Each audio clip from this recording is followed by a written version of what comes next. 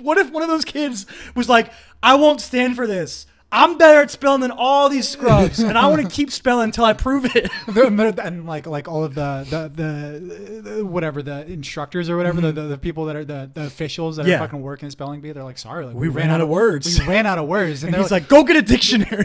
Fuck it, like just make up one, make up a word. Yeah, I'll spell it. Then I heard like zip trop. ZIPTROP? No, wrong. There's a silent M. There's a question mark at the beginning, bitch. You lose. 7 winners.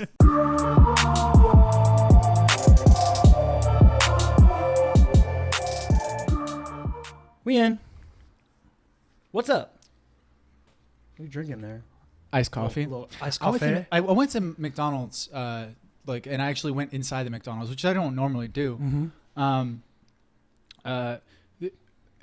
You know how like they have like the little screens inside the McDonald's? You know those things are super disgusting. Are they really? They're super disgusting. They probably never cleaned them, right? There was like some kind of some people like tested them for bacteria and shit, and they're like worse than like a toilet seat. Oh right, it's fucking gross. Yeah, but toilet seats are probably actually like fairly clean because that's the thing. It's like the things that you use the most that are never clean are going to be the dirtiest, right? So like doorknobs are going to be crazy fucking dirty. I didn't mean literally. I was like trying to make an analogy of something gross. Like toilet seats are actually like more clean than maybe your phone screen. At the beginning of the day, but not at the end of the day. I mean, it depends on the toilet seat, but like a lot of people, whenever they sit on a toilet seat, they usually clean it off, right? That's true. Or put something over it. That's true. You know what I mean? They're more. You're more likely to expect them to be dirty, therefore they're more likely to be cleaned. Whereas like your phone screen, is going to be way dirtier because you probably never clean it. Yeah, I broke my phone screen. I'm really sad about it. Anyways, I was messing with those dirty ass screens, right? Those big ass dirty ass screens, and I normally always get an iced coffee, voila, from McDonald's, but they didn't have like a little iced coffee button, so I was just like, all right, I guess like it's just within the large coffee thing. And I was like, I went into the large coffee and then it said like add ice. And I was like, okay, I guess this is how they do it. Right. So I would like add ice, add cream, add the French vanilla fucking sugar or whatever. And then she gives me like a regular large coffee. And I was like, oh, I actually wanted a large iced coffee. Show her the receipt and everything. She's like, no, you ordered the large coffee. And I was like, yeah, but it says add ice. Like that's what I expect. Like there's no ice in this. And she was like, oh no, you ordered the large coffee. And I was like, all right, I'll just take the large coffee. That's no big deal. Waited. After they gave me my food, like as I was walking out, she was like, did you want the iced coffee? And I was like, yeah. If you want to give it to me now, sure. And she was like, yeah, okay, just give me the large regular coffee back. It was a weird. Got the coffee you wanted. That's all that matters. Yeah. I mean, I'm fine with the regular large coffee. But yeah, it was strange. I would not be okay with a regular large coffee or a regular large iced coffee because I don't like coffee. Coffee. Hey, you just watched some trailers. Yeah. Should we go right into that then? Which one? Do a good one or the bad one first? So we got three. There's three. At least I think there's three. You can't really say it's bad. All right, I mean, fine. it's just silly. He's 90 million years old. Sylvester Stallone? Sly Stallone, baby. But it seems like they're trying to shift the movie a little bit more, you know? Like he's not as much Rambo. He seems like he's like an old Kevin McAllister now. You know, he's doing some Home Alone shit and that. He's still Ramboing, though. He's still beating people up and shit. True. That's true. It's ridiculous. How in Sylvester Stallone is famous for...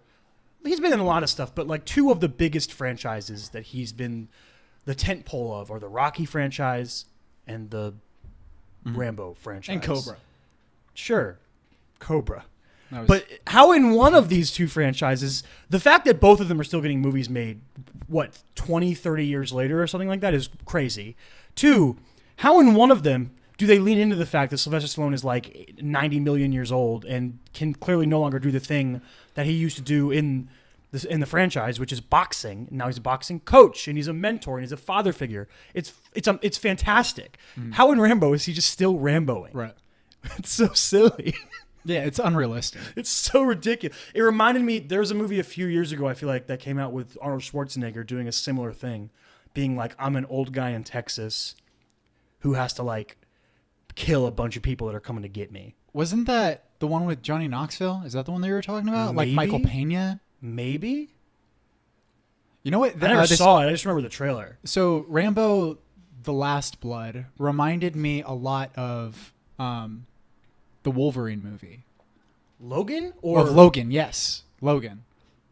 That's some big praise, dog. No. I'm talking about like just the environment and shit. Like being in like Central Texas, like, or West Texas, or wherever the fuck it is. I can guarantee you that movie will not be as good as Logan. You can guarantee? I'll guarantee that on this podcast right now.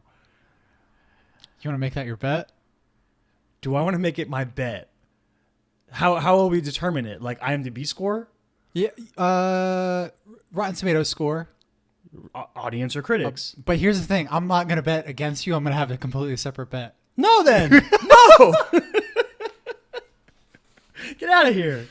I think that the Rambo movies are not as good, at least for the most part. If you look like at the entirety of the Rambo franchise, they're not as good as the Rocky movies. Yeah, duh. Yeah, but you can take out individual, like First Blood is better than Rocky 4, 3, and 4. Whatever. Like, yeah. Even though I love Rocky 4, don't get me wrong. No Rambo movie has reached Rocky 1, 2, or Creed 1, 2. I think that you might be underestimating First Blood a little bit. Yeah. First Blood was like a really, like, if you... That entire movie was about like the experience of Vietnam, like war heroes coming back into America and how much they were hated. It was actually like a really kind of eye-opening film. Okay. It had a lot of insight and perspective. Oh, yeah. But it has developed into like, just it's a just kick-ass like, action movie. Yeah, it's like a an Expendables bit. Yeah. But yeah, I would still say on the whole that the Rocky movies are better. Because even the bad ones, like I enjoy more than the good Rambo movies. If that makes any sense. Sylvester Stallone was one of the writers on First Blood. Mm-hmm. Did he like do that for a while and then stop doing it, writing his stuff, and then start doing it again? Because he was one of the writers on Creed, wasn't he? Well, he has to be slated for characters, right? Well, yeah, he gets a writing credit, but I mean like the writer. Oh no, Ryan Coogler wrote it. Makes sense. Yeah, that movie's happening. How about Swamp Thing? So Swamp Thing is out. Good. Swamp Thing is out. It is? The first episode is out. Yeah, on the DC. The way DC Universe does their thing is like, it's kind of annoying because they do weekly releases, so you can't binge anything unless you wait. So, but the way they're doing it is basically kind of cool where the second one thing ends, the next thing comes out. So Doom Patrol ended last week, so Swamp Thing came out this week. So they basically have constantly something new coming out every week. Okay. They're getting, so I don't know, like I've heard that like it's not doing too well, DC Universe, the streaming service, but they're making really good stuff. People love the stuff they're making. Young Justice Season 3 was great. Titans was way better than I expected. I just started Doom Patrol. I've seen the first 3 or 4 episodes. I really like it so far. It's a lot of fun, very weird and wacky. A cool, fun little like twist on. It's like nothing like other superhero stuff. Right. And the Swamp Thing trailer looks good, and it looks like it's again like a pivot. It's its own. It's really leaning into the horror kind of thing and the sort of naturalistic. Nature is striking out against people's thing. I want to like actually read more Swamp Thing. I'm gonna at least because I'm really interested in the idea of Swamp Thing. Like I've heard Alan Moore talk about Swamp Thing and why he chose to write it and what he wanted to do with it, and I was like, that's really fucking cool. They might be on DC Universe. Yeah, the comics. I'd have to look. I don't know because there's thousands of comics on there. Yeah, I definitely want to read at least like the Alan Moore run before I get into the show, because like the show actually looks really good. It looks good. The prosthetic, the practical effects. Jesus, Yes. the practical effects look amazing on Yeah. Swamp Thing. That suit looks great. Also, like props to them for doing it that way, because like one of the things about Titans and Doom Patrol is very clearly they're balling on a budget. Right. And the CG is kind of like, but you accept it because it is what it is. You know what I mean? You don't go into watching a DC Universe show expecting the same level of, CG because of budget concerns as even a Netflix show. Just because the levels are up. Like when Disney Plus shows come out, when they start dropping Star Wars and Marvel shows on Disney Plus, I'm going to have really high expectations for the CG and the effects, because I know they're backed by all of Disney. Whereas DC is like, we're just trying to do our thing. You know what I mean? So I can sort of, if their CG is a little lower, I get it. Yeah, I agree with you. Yeah. Yeah, just the entire vibe of the show. Like, I know you're not very much into horror, but does it seem appealing to you? No, I think it looks really good. Okay. It's not like it's hard to explain. It looks like closer to like how the way that they're utilizing horror is like Yes. closer to something like It's Stranger not, Things. Yeah, it's not than- like this is a horror thing. It's like this is a thing using horror. It's different. I like that. Stranger Things comes out soon. 4th of July, right? Yeah. A month away. Fuck, dude. There's going to be so much good stuff coming out this summer. This is why I'm going to take summer off, dude, because fucking Summer League. I'm excited. Mo Bamba coming back. I can't wait. Right? And then Rick and Morty season 4 comes out in November. It's not in the summer, Get but Swifty. but it's coming soon. It's on the horizon. That's yeah. a Rick and Morty thing, right? I got that right. Swifty. Swifty. Yeah, you got it. Did you say Swayze before? No, I said Swifty. Oh, it sounded like you said Swayze. I know nothing about Rick and Morty. Get Swifty. Sure. Oh man, we forgot to do the thing again. Should we do Godzilla as our spoiler episode this week? Just make a decision right now. Yeah. Yeah. Sure. Or Rocket Man. Do it. Godzilla. Godzilla. Zilla. Oh my god. Rodan, Ghidorah, and Mothra. Zilla. Oh my. Okay. The Godzilla, like, they've done a weird pivot in their marketing the last like few weeks, it seems like. Is it just the shorter trailers? Maybe it's just because, well, we see the spots when we watch the finals games, and they look like, maybe it's just because they're like, we're putting these on regular TV, so it's got to catch like a more generic person to get them to come see it. You know what I mean? So they make them a little bit more like, ja, ja, ja, ja. Ja, ja, ja, ja. You know what I mean? Ja, ja, ja, ja. They're lining up like the Ghidorah bites with the music. Ja, ja, ja, ja. Rather than the slow over the rainbow trailer, the more artful look with the fucking beautiful Mothra shot. Every time I think about that shot. Yeah, I like that approach though. I like that like really like regal. Yeah, I love it. I think they did the same like, thing with Gareth Edwards' Godzilla movie. Remember the first trailer for that movie? Yeah, it was when amazing. they're jumping out of the plane. Uh-huh. Holy bejesus, that was incredible. That scene was good in the movie. No, too. yeah, great scene. I really like that movie. I know that there's things about it that people don't like, and they're like, we spend too much time with the people, and I don't care about them. And but at the same time, like, if what you're trying to say to me is all you want to watch is basically just Godzilla fighting stuff, we're not going to be on the same page. You know what I mean? I feel like you need some human element, some character. Yeah. And like if I went and watched Godzilla just fight stuff for 90 to 120 minutes, I'd be like, I mean, it looks cool, but where's the connection? You know what I mean? I need something to latch on to. Why am I going to care about this fight? Yeah, exactly. But yeah, Swamp Thing looks cool. I saw the first Godzilla in fucking Dubai. Oh yeah, Yeah. on deployment? Yeah, that was like that's the only movie I think I've seen overseas, and yeah, fucking there was like 3 different subtitles at the bottom. It was pretty Really? interesting. Yeah, I'm pretty sure it was like I think there was like French. Was it in English? Yeah, like the audio and Yeah. everything was in English. Interesting. That's crazy. It's not like it was dubbed or anything. It's because there's so many people in Dubai, dude. So many different types of people. How about, let's talk about Pixar, dog. Mm-hmm. Pixar. We are on the verge of Toy Story 4 coming out, which looks dope.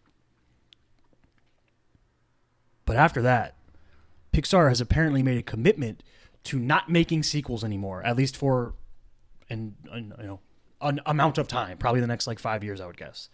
And their docket is all just new ideas, which is super exciting, I think.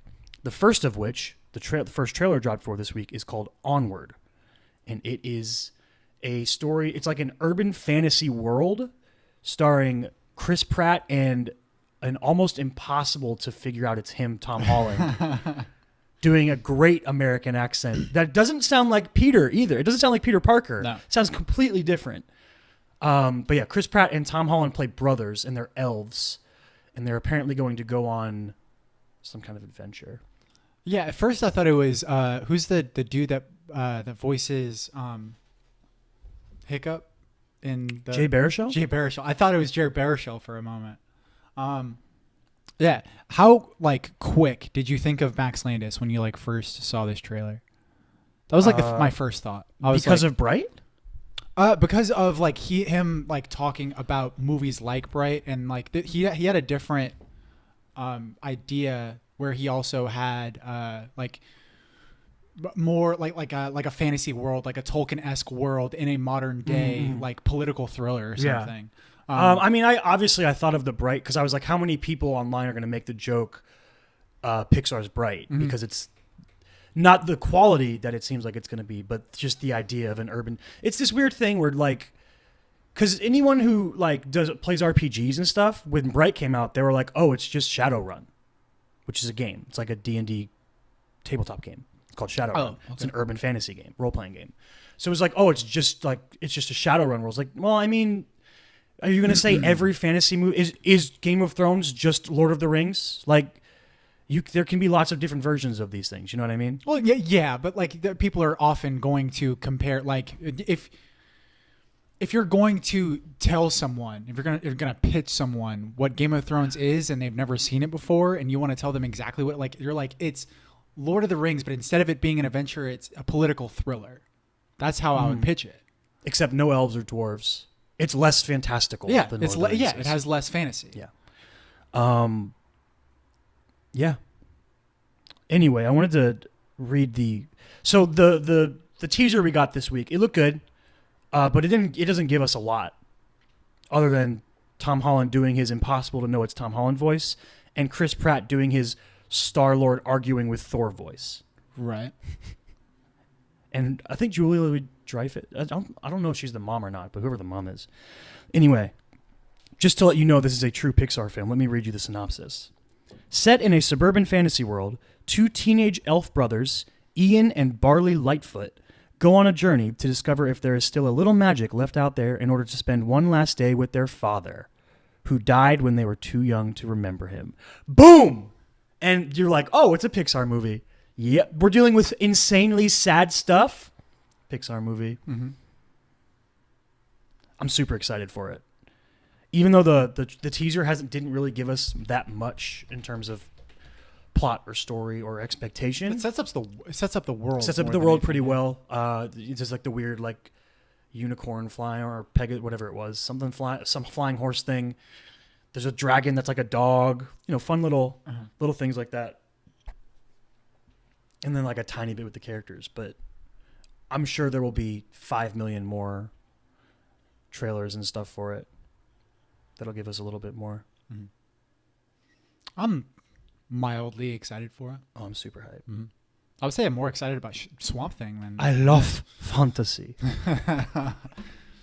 And, Pixar's Pixar.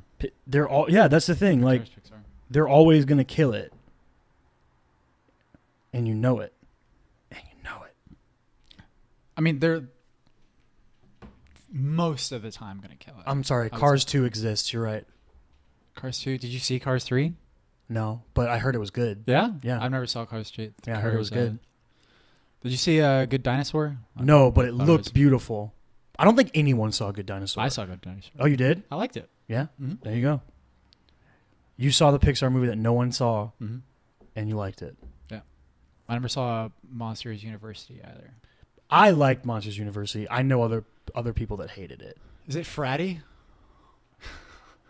Is it fratty? Yeah, is it fratty? Like, is it fratty? I don't know how else to I don't explain know. it. Is it fratty? Like, Like, have you ever seen Van Wilder? It's fratty. I don't remember. As in, like, I think there's definitely bits that are like poking fun at that. as in, like, people in a frat would love it. There are people in a frat, for sure. That's like a big part of the movie, if I remember correctly. It was a while ago I saw it. Fucking click. I'm pretty sure that Mike and Sully join a frat, or Mike joins a frat Sully's already in, or vice versa. Something like that. I don't remember. I feel like it's been a long time since I saw Monsters University, but I remember, like, because all Pixar movies have like a message by the end that you know, and I feel like I was like really intrigued by the message of it. I was like, that's an interesting thing to put in a Pixar movie, but I can't remember what it was. I have to watch it again.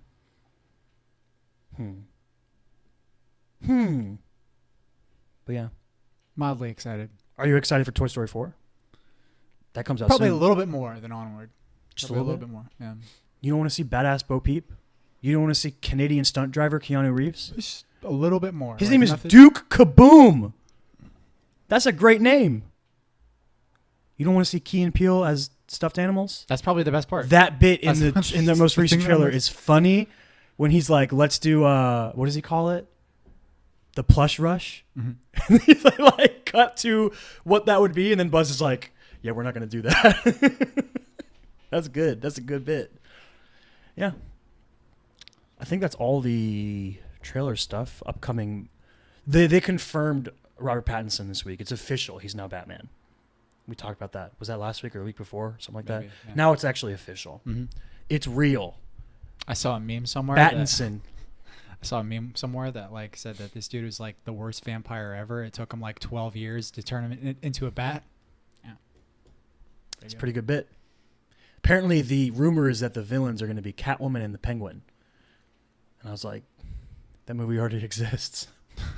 Why do the same villains as were whatever Batman movie that was? The one with Danny DeVito as the Penguin and Michelle Pfeiffer as Catwoman. Mhm. Was that Michael Keaton? I think it Yeah, was Michael Keaton. Michael Batman. Keaton. Yeah. I There's forget all the other- names. There's like Batman and Batman Returns and Batman and It's Robin. one of and those two. It's Batman and Batman Returns. Yeah. One of those two. Batman Begins and Batman Flies and What? Batman Jumps. Batman Sleep. Batman Karaoke. Batman nap. Pokemon Sleep. You gonna play that game? All right. What the fuck was I just about to say? Yeah, like they don't. I feel like they don't. Like at least the mainstream movies don't really utilize like the wealth of. You might think that, but if you made a list of Batman villains, most of them have been done in a movie. Most of them, not all of them, but most of them have been done in some capacity in a movie.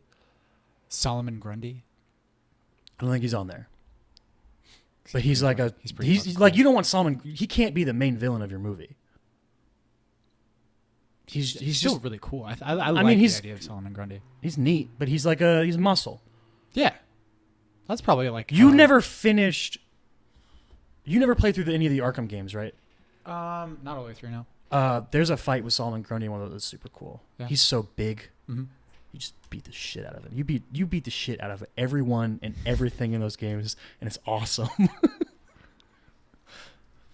But yeah, like I'm trying to think of one that hasn't been done. So like you could be like, oh, I want a different, I want to take on Riddler that isn't Jim Carrey. I do too. I want to see like a more serious take on Riddler. Two-Face was in that same movie with Riddler, but then was done again in Dark Knight. Joker's been done a bajillion times. Right. Bane's been done at least twice. I'm not going to do it. How about the difference in the two Banes? The one in I think Batman and Robin, which is just like a pro wrestler following around Uma Thurman's Poison Ivy. Yeah. And then Tom Hardy being like a weird, like terrorist guy. Very different. Terrorist Sean Connery. Oh my god. That's pretty funny. Poison Ivy hasn't been done since Uma Thurman. You could bring back a Poison Ivy. Yeah, that'd be fun. That'd be fun. Catwoman's been done a few times. And Hathaway most recently. Penguin hasn't been done in a long time, so they could go back to Penguin. That'd be pretty cool. Danny DeVito's Penguin is so weird. But so disgusting. yeah, really gross. I love it. Yeah. It's like grimy. Like, He's also a creepo. Like, he's horny through that whole movie. Yeah? It's so weird. I haven't Dude, seen it in a it's bit. so... He's always saying weird shit to women. Like, he's always saying gross shit to Catwoman and stuff. It's a weird character. You said that Josh Gad might play the Penguin. Josh Gad is rumored to be playing Penguin. That was a good choice. It's interesting. Yeah. So I think a lot of people sleep on Josh Gad because they're like, he's the goober that voices Olaf. Yeah. But he's incredibly talented. Like, this dude is a Tony Award winner on Broadway. Yeah. He I think he could be interesting. Well, and I like it when sort of like people that are known for comedic acting sort of get like to like, I didn't even realize until I was like watching an interview recently with Jay Farrow. You know who Jay Farrow is? Yeah, the impressionist guy from SNL. Yeah, exactly. But he was in the Steven Soderbergh movie called Unsane. I think that's what it's called. But like the entire movie was shot on an iPhone. But yeah, like he said that he was contacted by Soderbergh because Soderbergh was shown a video by like Matt Damon of Jay Farrow doing like this bit where he's like Denzel Washington talking to Will Smith. Okay. And they both like were just like, man, this guy's so fucking good at impressions. Yeah. So Soderbergh was like, I think that you have a dramatic side to you, so I would love to explore that. Jay Farrow was like, you're fucking Steven Soderbergh. I'm gonna work with you. That's pretty cool. So I'm looking through just a rogues list of Batman right now. Apparently, Clayface would be an interesting one to do in a movie. Clayface. He hasn't been done in a live action movie. Black Mask hasn't been done, but he's gonna be in the Birds of Prey movie played by Ewan McGregor.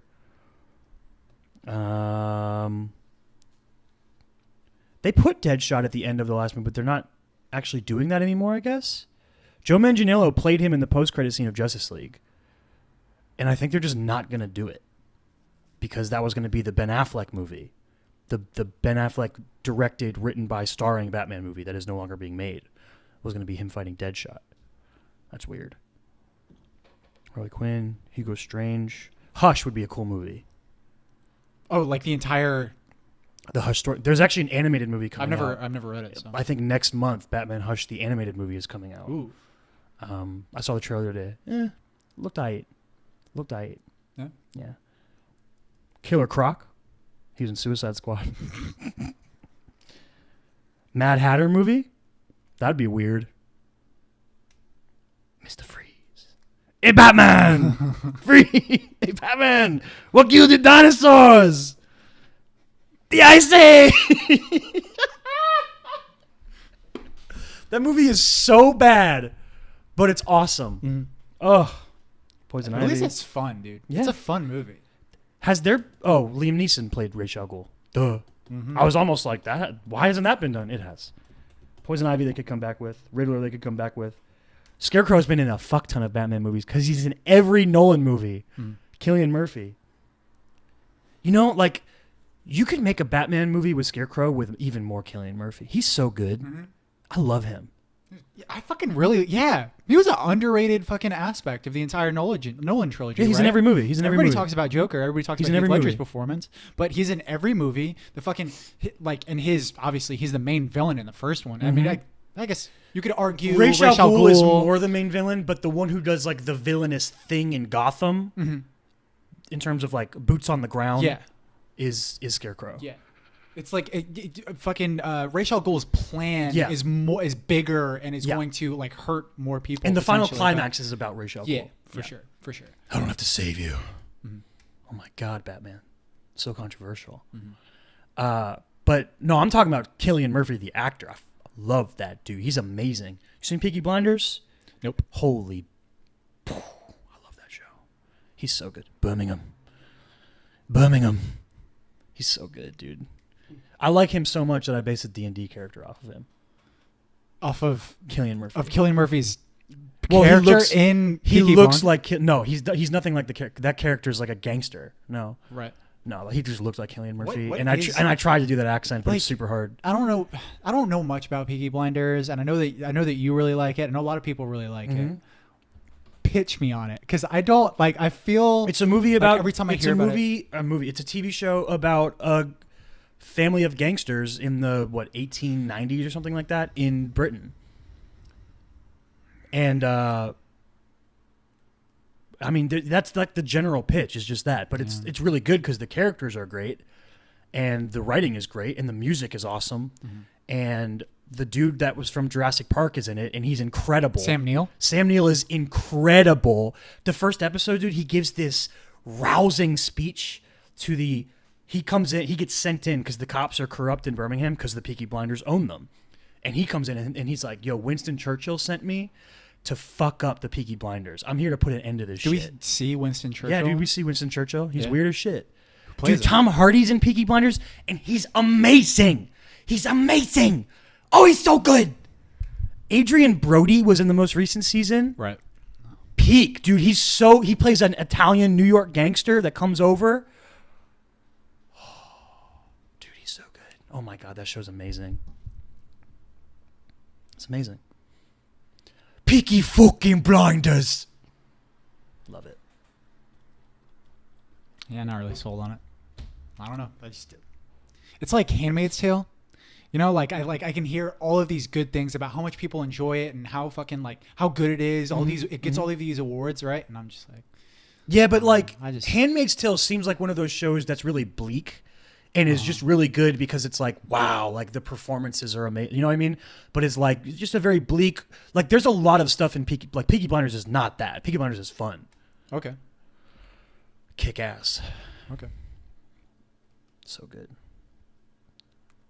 Narcissa Malfoy's in it. The actress who plays her. I can't. I'm just even saying. I'm just saying. Pick that in my prefrontal cortex. just saying. Is that where you do the visual stuff? I have no idea. I don't know how the brains work. The brains. I used to. You used to? What did your brain? It's like- Did your brain delete the information about itself? Well, no. I took psychology in high school, and they talk to you about the different parts of the brain and what they're used for. So, Gotcha. but I don't remember. But you forgot, Mhm. so your brain deleted the information about itself. Any other? I'm trying to think. Dude, you know what I watched last night? What? That's really good. What? Rush Hour. Oh, that's dude. I heard like a bunch of like cars screeching and shit like that. I watched Rush Hour last night. The movie's so good. It's so good, dude. I hadn't watched a Jackie Chan movie in forever. I think the last Jackie Chan movie I saw was the Karate Kid remake when it came out. That was years ago. Yeah. Jackie Chan's amazing. That was such like a fucking lightning in the bottle, fucking great buddy cop movie. Like, Rush Hour? Yeah. Yeah, dude, it's fantastic. yeah. You know they're making a fourth one with them? yeah. They're coming back. Okay. Yeah. I'm down with that, dude. Yeah, I'm into anything with like more Chris Tucker. He's not in enough shit. You know what I mean? Well, he took like a long hiatus from doing anything, it seemed like. and he also that like, and it's just when he has come back, he's done a little bit more serious role. Yeah, he which did I'm some cool serious with. Like stuff, I said, yeah. like I enjoy like comedic actors being in more serious shit. Like he was in Silver Linings Playbook. That's which what is I was fun. just looking it up to see what it was. I Just just fun. couldn't remember. What is that voice? His super high pitched voice. Is that his normal voice, or does he pitch it up even higher for the? I think he played. I mean, I think that is him, but like I think that he might. He like exaggerates. extrapolates. I think the- he knows yeah, that yeah. it might be funny, and like being exaggerated is funny. So Yeah. he does it. Chris, dude. Chris Is he Tucker- also in Fifth Element? Is that him? Yes. Okay, that's what I thought. He's Yeah. in Fifth Element. Fifth Element, Friday, Jackie Brown, Silver Linings Playbook, Rush Hour are pretty much like the only fucking Chris Tucker things that you can get.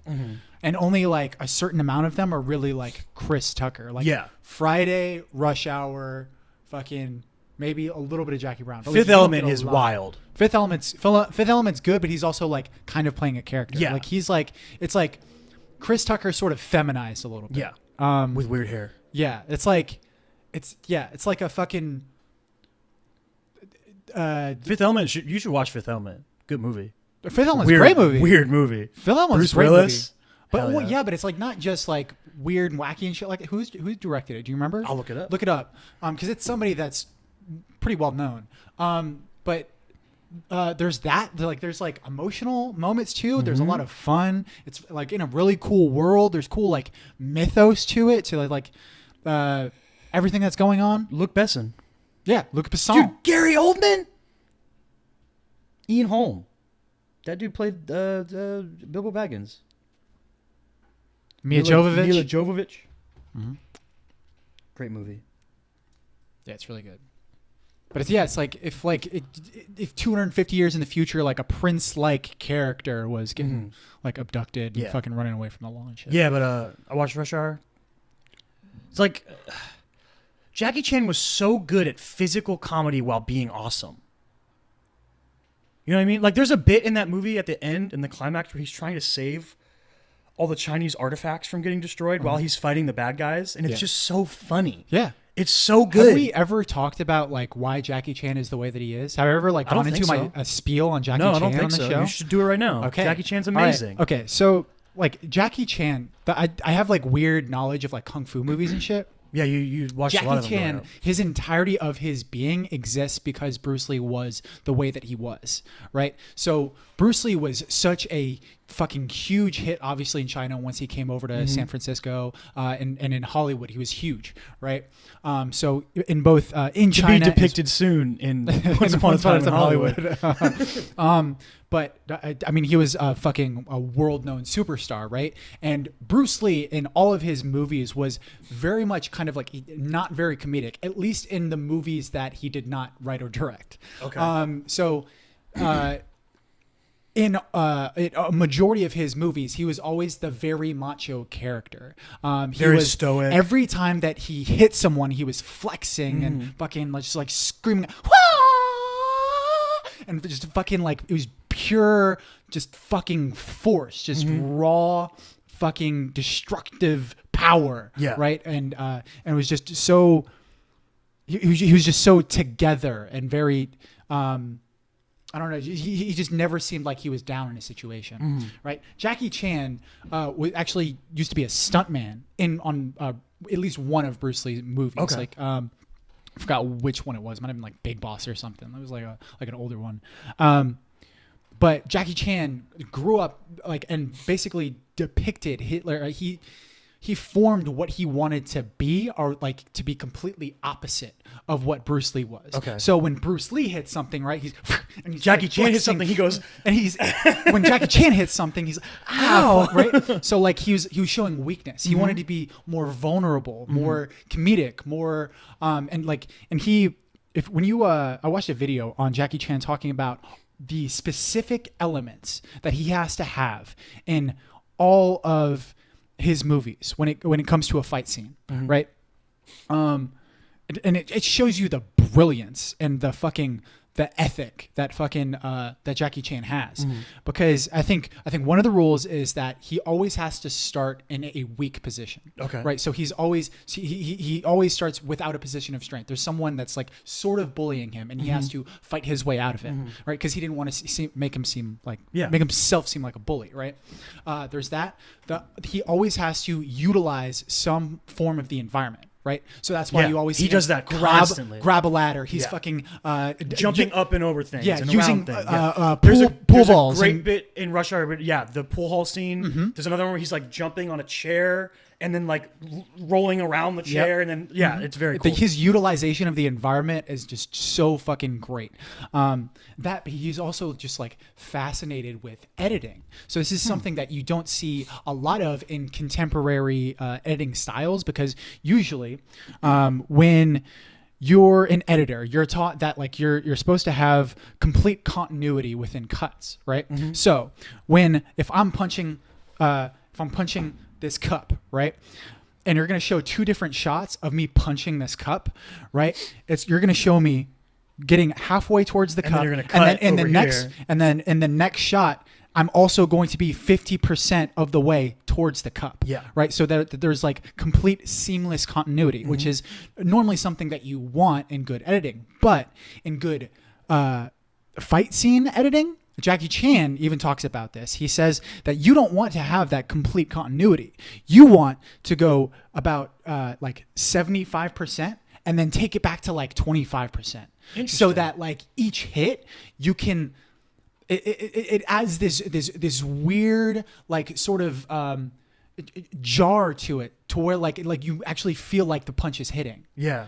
It's a really That's strange psychological thing that like only fucking masters of fucking kung fu film would know, and Jackie Chan is one of them. Yeah. And it's just it shows you how much he thinks about the entirety of his movies. And I fucking that dude is That's really cool. That dude is a straight up genius, and he's fucking because a lot of people. He seems like a really good dude. Oh yeah, he's like he seems delightful. Yeah, He's yeah. a delightful human Like being. the end of Rush Hour, they play bloopers, and like a lot of them are Jackie Chan struggling with dialogue because he's not like a native English speaker. He's Chinese. And then at the end, there's one little scene where Chris Tucker is like saying thank you to someone in Chinese on a plane, and he keeps messing it up. And Jackie Chan's like, "Now you see how I feel." You can't say it 3 words. You can't say it 3 words. That's exactly, Dude, exactly what he, yeah. I've seen the bloopers for Rush Hour Yeah. so many fucking The times. scene in Rush Hour when they go to that Shishini. yeah Mihambe. when they go to that pool hall and he's like, act like me, and then Jackie goes back out and he just starts dropping the N-word. What's up, ma? That scene is so good. Meanwhile, like inside, Chris Tucker's like, man, why were you at church on Sunday? I'm gonna tell your aunt. Movie's so good. Dude, you need to watch Friday. Yeah, I haven't seen Friday. I really need to see You need it. to watch Friday. I feel like you'd really enjoy it because it's I like, watched Rush it's Hour. a slice of life movie. I watched Rush Hour, and then I almost was like, I'm gonna watch Shanghai Noon, because it was like, in whatever period of my life that was, those two movies coexisted. You know what I mean? Yeah. I would watch those movies with my dad. Right. And like Shanghai Noon and Shanghai Nights are like kind of like Rush Hour light. Yeah. Well, it's Rush Hour as a western. But instead of Is Chris what Shanghai Tucker, you Noon is. get Owen Wilson. Wow. You get Owen Wilson. Wow. Yeah. I was like, I like looked it up, and I was like, wait a minute, Shanghai Noon. Who was in that? I don't remember. And I was like, Owen Wilson as a cowboy. Yeah. I'd watch that right now. That sounds fun. But yeah, Rush Hour, great revisit. And it was weird because like I was like, I want to watch a movie, and I was scrolling through Netflix, and I didn't see anything I wanted to watch, and started scrolling through Amazon. And then I was like, I just thought of it for some reason. I was like, you know what I want to watch right now? I want to watch Rush Hour. So randomly, I rented it. I was like, where can I find Rush Hour? I just rented it on Amazon. So good, worth it. Okay. Worth it. Anyway, what do you think of some of this crazy shit in the NBA this week? Like this Rocket stuff. Not only are we dealing with the finals happening and an insane game 1, but we got like some interesting, just like random NBA news stuff. First of all was the Rockets. So they were like, everyone's available in a trade, including James Harden, apparently, if they get the right offer, which is pretty nuts. Which is not true. You don't think so? No. Daryl Morey confirmed on Instagram that James Harden wasn't. Oh, gotcha. Like somebody was like, that there was some piece of news that came out after all of this shit went down, and there was an Instagram commenter that said, "I guess that means that James Harden is not on the trading block." And Daryl Morey commented, he said, "Confirmed." Oh, okay, cool. So yeah, that'd be literally weird. straight from That'd his be Instagram. weird if he was like also, because he's the thing. Everything's built around. Yeah. I find it kind of weird that Clint Capella would be on the market, but like honestly, I'm not that surprised because I think Clint Capella kind of regressed a little bit this season, especially in the postseason. but he was hurt. Maybe, but Right. at the same time, like I feel like in Daryl Morey's eyes, in his brain, Daryl Morey is that dude who believes he can get anything done. You know what I mean? He believes he can turn any knob, flick any switch, make any trade, any signing to get to the next level. And he's willing to do that. He never wants to go through a rebuilding process. He instead is just going to spend his way to the next team. You know what I mean? And I think to his thinking is that like Clint Capella is too what's the word? Like he can't do enough stuff.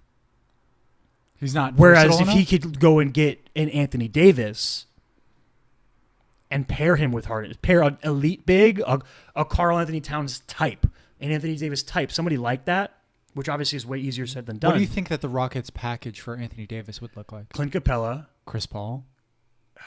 If I'm the Pelicans, putting Chris Paul in it makes it worse. Because of the contract. Yeah, because of the contract and how old he is. I think Clint Capella, Eric Gordon are definitely in it. The thing that hurts the Rockets is that they don't have basically any young talent to throw into things. What are you going to give me, Daniel House? Mm-hmm. Thanks. Who I'm pretty sure is an unrestricted free agent. Yeah, I don't even know. I can't even think of young dudes on their roster.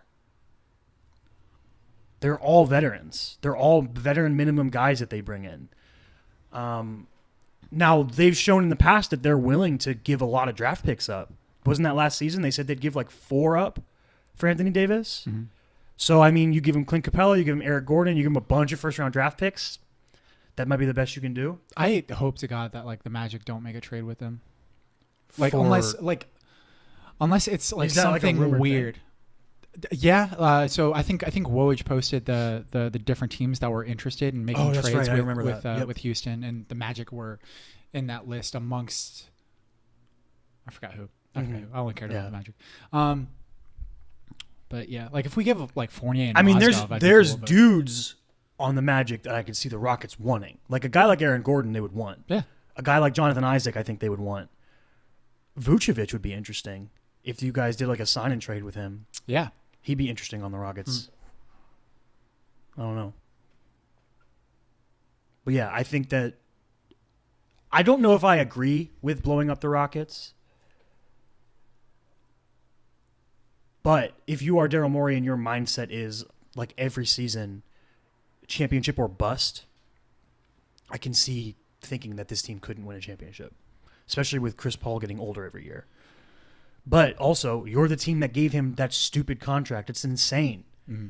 It's like average of like $40 million or something. It's a lot. And he's like 36 years old. It's a lot. Hey! Hey! Rough. Yes, much. The Lakers are rumored to be interested because of, I think it's literally just because LeBron and Chris Paul are friends, and they would probably be really good together, honestly. That'd be an interesting pairing. Mm-hmm.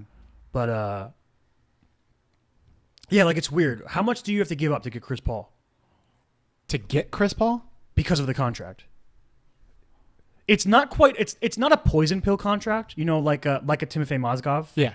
It's not like that where you're just paying a bad player way too much money. Yeah. You're just paying a declining player way too much money who's way too old for the money he's making. But he's like He's a great player. When he's healthy, he's absolutely starting point guard level. Yeah. And he's someone that Yeah, could like I benefit don't know if he's still all defensive player or all-star level. like as far as like matching contracts, I'm pretty sure Fournier and Mozgov would match the contract. But I doubt see, the that Rockets they wouldn't do that. Yeah. Yeah, They that's not enough. Yeah. return. And I don't want to give them any of our young players. People talk about trading Bamba. No. No. But yeah, I think like I could see the Lakers being interested, and it would be interesting, depending on what they gave up. I don't know. Maybe Like they give him Lonzo and fucking curveball here. What about the Wolves? the T-Wolves. Yeah. What are they What going if to you give him? Jeff Andrew Teague. Wiggins? Andrew Wiggins for Chris Andrew Paul. Wiggins is like And the try to make Andrew Wiggins is like anti-Daryl Morey ball. okay. Like Why he's is that? the opposite of Morey ball. Why He's is an that? inefficient chucker. That is the opposite of what he wants. He wants efficient shooters. Now, if they were able to dig into Andrew Wiggins' head and fix his shot selection and improve his defensive effort and make him a better three-point shooter, sure, physically speaking, he could be a really good player. Right. There's a reason he was the number one pick. But I definitely don't think that he's the type of player that they want. I was just trying to think of like Bad contract High for bad contract? no, not bad contract for bad contract. I was thinking about like high potential young players that could still that are probably unwanted by their current teams. And Wiggins would he does fall under have that. he does have like a pretty bad contract. He would. He's but- maxed. yeah. Yeah. So I was just thinking about it like a He would. potentiality. I would say he falls under that. I'm just thinking about it, a potentiality. This is the first team that came up. The other part of the Rockets thing is that they had this thing with Mike D'Antoni. They fired most of his assistants, and no one knows whether or not he had any say in this. It seems unlikely that he would do that, though. To me, like, why would he agree to fire Jeff Bezdelek? Like, that's weird. Their defensive coordinator guy. Then he pulled out of extension talks because of basically they were giving him a prove it deal. They were like, if you make the playoffs past the second round, your bonuses will kick. Like a bunch of like weird things with his contract. Not a contract like kind of like Ty Lue got offered from the Lakers, not worthy of the things he's done. You know, despite what you think of Ty Lue as a coach, he has a ring. You have to respect that in contract negotiations. That's and Mike D'Antoni has been to how many conference finals and whatever in his career, and led how many number one offenses and all these things. Whether or not you think Mike D'Antoni can be a championship winning coach is it lies outside of contract negotiating. You know what I mean? If he's got a good agent, he's going to get the money. Yeah. So now a lot of people are saying that they're trying to get him to like quit, which is crazy. It's so weird, man. Like what? Like where are you planning to go? Who are you going to get? Yeah, it's so weird. I don't know. It's crazy. Like part of me thinks that like they should just kind of do what the Raptors did this year, you know? Like I think that this upcoming year there is going to be more of an opportunity for them to be more successful in the West. Yeah, because KD's probably going to leave the Warriors. KD's probably going to leave the Warriors, and who knows what that's going to what the league is going to look like next year, right? Yep. And a lot of people were saying that the Raptors should blow it up last year, right? Mm-hmm. And they just kind of waited a year. Yeah, I mean, they were just like, we're going to make this one move that's going to give us a higher ceiling. It's going to increase our risk profile, obviously, because this is a kind of a boomer bust move. Oh, you're talking about the trade for Kawhi? I thought you were talking about the year before. I was just kind of confused. No. So they traded for Kawhi and they fired Dwayne Casey. At the end of last year's playoffs, right? People were talking about how the Raptors should start blowing up. Mm-hmm. We need to trade away DeMar, Kyle. We need to get all of these old players back, and we're just going to start a rebuild now. Yeah. And they were just like, nope, we're going to take one last swing. Year. LeBron's leaving. We're going to go get Kawhi. Yep. And then in the midseason, we're going to go get Marc Gasol. Exactly. We're going to make moves to win right now. Mm-hmm. And like to me, that would make more sense for the Rockets, especially since you have Chris Paul's contract. Well, Anthony Davis is a great example, right? Because he's on the last year of his deal. Mm-hmm. So you take a swing, you make a huge blockbuster, you send Clint Capella and Eric Gordon, whatever bench pieces and however many draft picks it takes to get 1 year of Anthony Davis. Yeah. In the hopes of getting the ring and being able to maybe convince him to stay. Yeah, like if they were willing to give fucking 4 first-round draft picks for Jimmy Butler or whatever, then what are you willing to give for Anthony Davis? Yeah.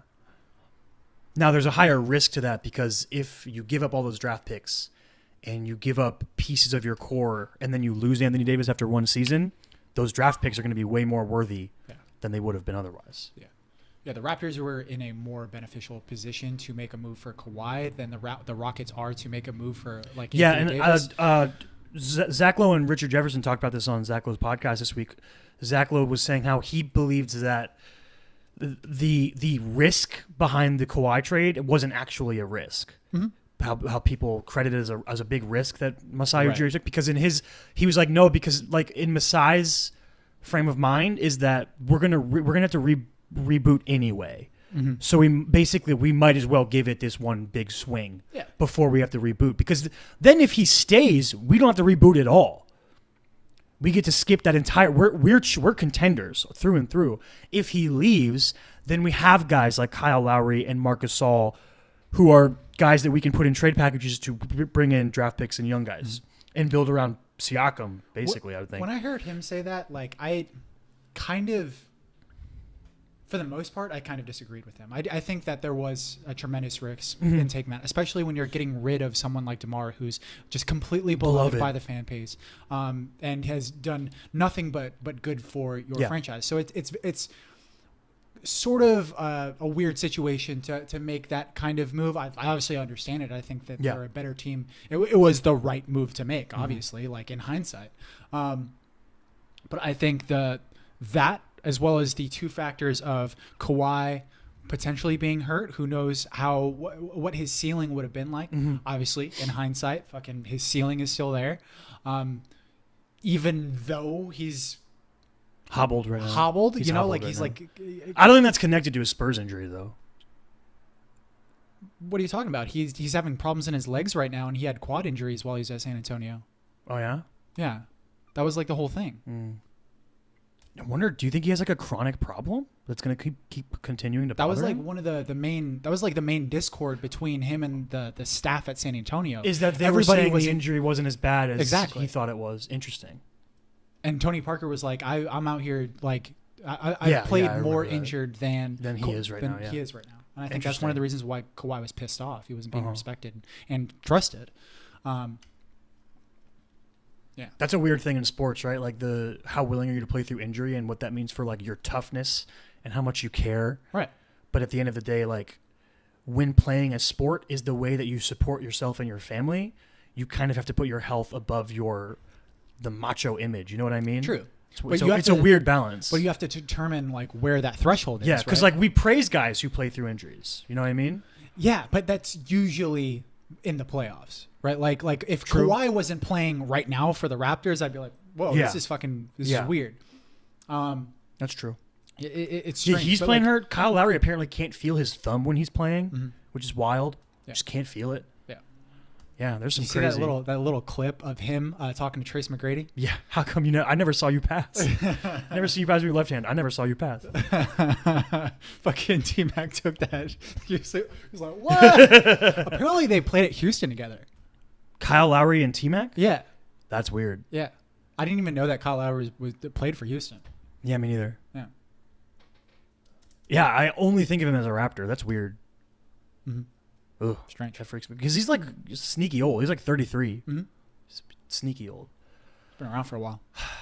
Apparently, DeMar DeRozan was at game 1, and I wish they would have showed him. DeMar? Yeah, I wish that they just would have been like, "Look who's here." It'd be kind of weird. The crowd would go nuts. Yeah, the crowd would go. Well, because apparently, like there was hopes that like a bunch of Raptor greats, which Chris Bosh, Vince Carter, T-Mac played for the Raptors too, right? Yeah, with Vince Carter, right? Yeah, T-Mac and DeMar. Like, just because DeMar's still active doesn't mean he's not a Raptors great. That dude's going to get his number retired in Toronto one day. For sure. And DeMar? Yeah, for sure. Yeah. His number's going to be retired. Oh, yeah. So, like, it would just be so cool if they had just a shot of, like, all these dudes and DeMar's there and the crowd's going wild. And then, like, Kyle Lowry sheds a tear because he loves his brother. Oh, that'd be so great. It'd be a really heartwarming moment. Yeah. The props to Canada, dude. They've been buck wild. They are so passionate to have the finals going on up there. I love it. I mean, it's amazing. Like if you're a Canadian, most likely you're going to support the Toronto Raptors. Like I would say, like probably the only Canadians that probably don't support the Raptors are sort of like the ones on the west side that are like around the Vancouver area. And they root for the Grizzlies. And they root for the Grizzlies, maybe even though still? they left. Even though they left, I don't know, man. Do a lot of Sonics fans root for the Thunder? I don't know. I would think so. I don't know how that works. Like if the Magic went to Seattle, I'd still probably like root for the Magic for sure. Well, duh. Then they'd be the Sonics. It'd be better. Fucking roasted. Improved. Hell yeah. Bring back the Sonics, dog. Upgrade. If you could relocate one team to become the Seattle Supersonics, who would it be? Clippers? Yeah. Interesting. You were so quick there. The Clippers. Makes sense. But like they're the better LA team now. Yeah, but the Lakers are the Lakers. They've got all the like the Lakers are the. So this is a weird thing, right? Like the Laker, like the aura of the Lakers, almost is non-existent in me, because I didn't start following basketball until much later in my life, and in my lifetime of basketball fandom, the Lakers have been bad. The Clippers have always been better than the Lakers in my idea of the history of like my of the basketball that I've watched. Yes. In the lifetime of your fandom, yes. not in your lifetime. Not my lifetime. Like, obviously, like, when I was a kid, I knew that Kobe was amazing, but I didn't follow basketball. Right. I just don't care. Like, when I started watching, by the time I started watching basketball, Kobe was old and, old Kobe. Right.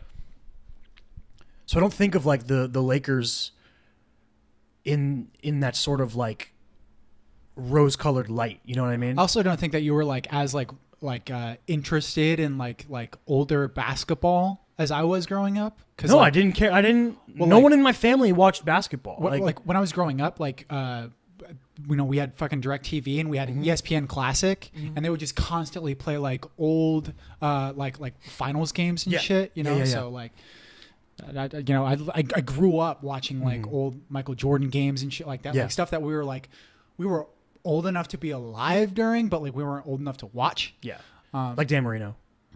There was a replay at work the other day of a classic NFL game. It was like a Week 1 game between the Dolphins and the Patriots, and it was a shootout between Dan Marino and Drew Bledsoe. And I was like watching it at work, and I was like, I can't believe how fucking good Dan Marino was. He's a freak. He was so good. It was crazy, crazy. He had like a 4th and 10 play where he threw into the wind because it was like too windy to kick a field goal, and he threw a fucking touchdown on a post route. It was like he fucking squeezed that shit in. Oh my god, he was so good. Damn. Dan Marino was weird for me because it's that same thing where like I was young enough to watch him, but not old enough to like remember or appreciate it. Yeah, to understand how good. So like in hindsight, I'm like, this was a '94 game, so I was like, I was 1 year old. I was a little baby, and Dan Marino was balling out. Yeah, and I just couldn't understand it. Yep. Now I look at that and I'm like, oh my god, it's been a long time since the Dolphins had somebody like that. Anyway, the Rocket stuff's kind of weird. It's interesting. A lot. The landscape of the NBA can be entirely different next year, it's going to be a crazy offseason. It's going to be fun. But I like this other NBA news more. I think this is super interesting. Okay. Let me throw this at you. I don't know if you heard about this. I wonder what. Did you hear Adam Silver talking about potential changes to the scheduling system?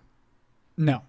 And introducing in-season tournaments. I think I might have heard somebody reference this. Introducing in-season tournaments, a la soccer. I don't know how Champions League works. I don't like soccer. I don't know anything about it. I think I hate watching it. I don't like soccer. But apparently they do a thing where like you play in a league based on like where your country you're playing in, I guess. And then halfway through the season, they have this Champions League. It's I think it's a Champions League where you play teams from other leagues and have a tournament. So that's when you see things like the championship, I think, was just yesterday. Liverpool beat somebody. I don't remember who. Maybe Ajax. Maybe that was the old one. I don't know. These games are always on while I'm at work, and they drive me crazy. So that idea, that's the first idea. Kind of interesting. Don't know how you would convince the players. Like, are you doing more games because of it, or are you turning some of the 82 games into this midseason tournament? I've heard that there would be an idea to culminate it, like the championship game would be the end of All-Star Week instead of the All-Star game, or there'd be 2 games or something like that. But like that tournament, like it has to mean something. You know what I mean? Otherwise, why are they going to care? Yeah, why are you doing? Like, do you get like home court in the finals, or like that even doesn't work because it's your team. So like, what is your team? I've heard some people argue you get like a salary cap relief, which would be super interesting. Which like, how motivated are your players for that? Your executives are going to be like, fucking win this tournament. We want that salary cap relief. But that's an interesting. Is there like some sort of draft thing? I don't know. There has to be some sort of way for that tournament to mean something. Yeah, there have to be implications for whoever. But wins. It's like, I think it would drum up viewership a lot. You know, tuning in for the midseason tournament would be interesting. Uh-huh. The other one is a play-in tournament.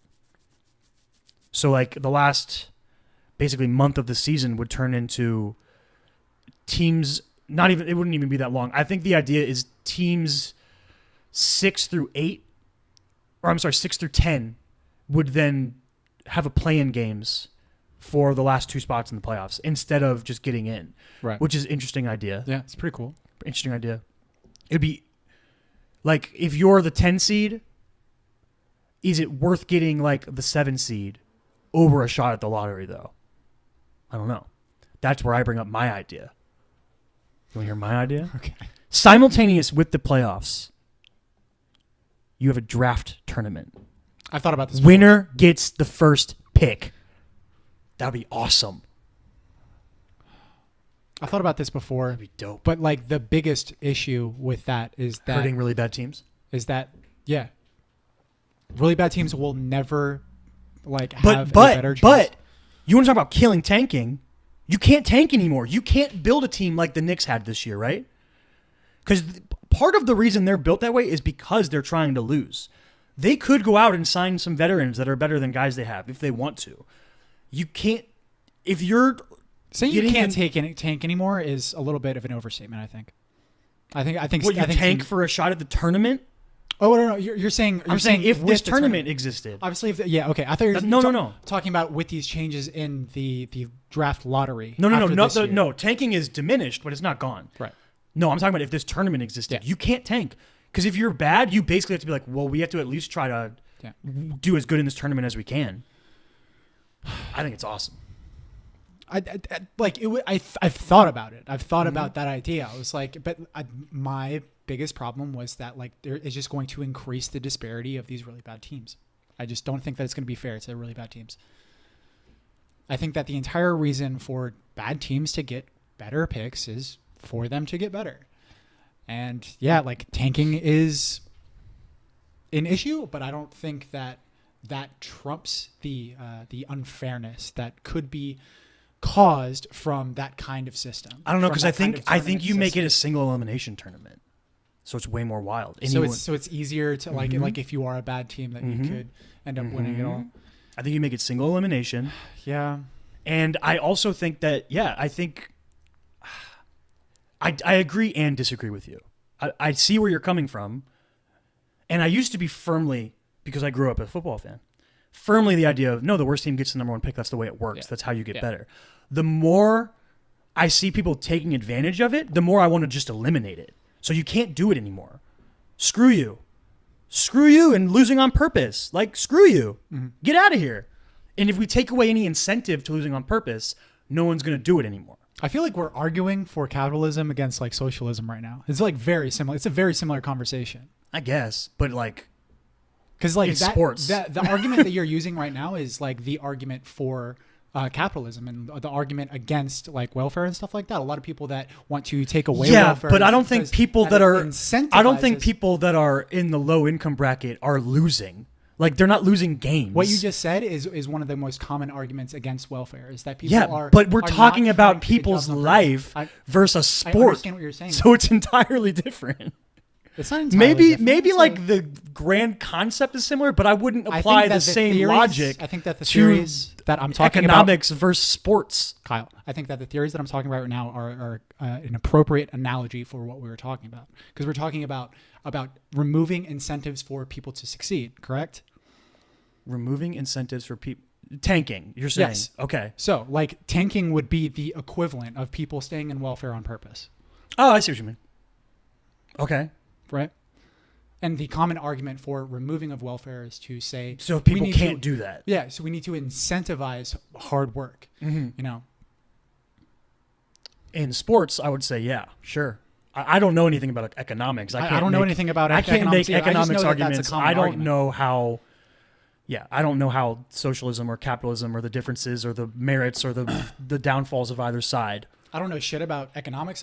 I know that that's like a very common argument that I've heard from smarter people than me. On both sides, as far as like for and against. But in capitalism sports, and welfare, stop people from losing on purpose. That's all I'm saying.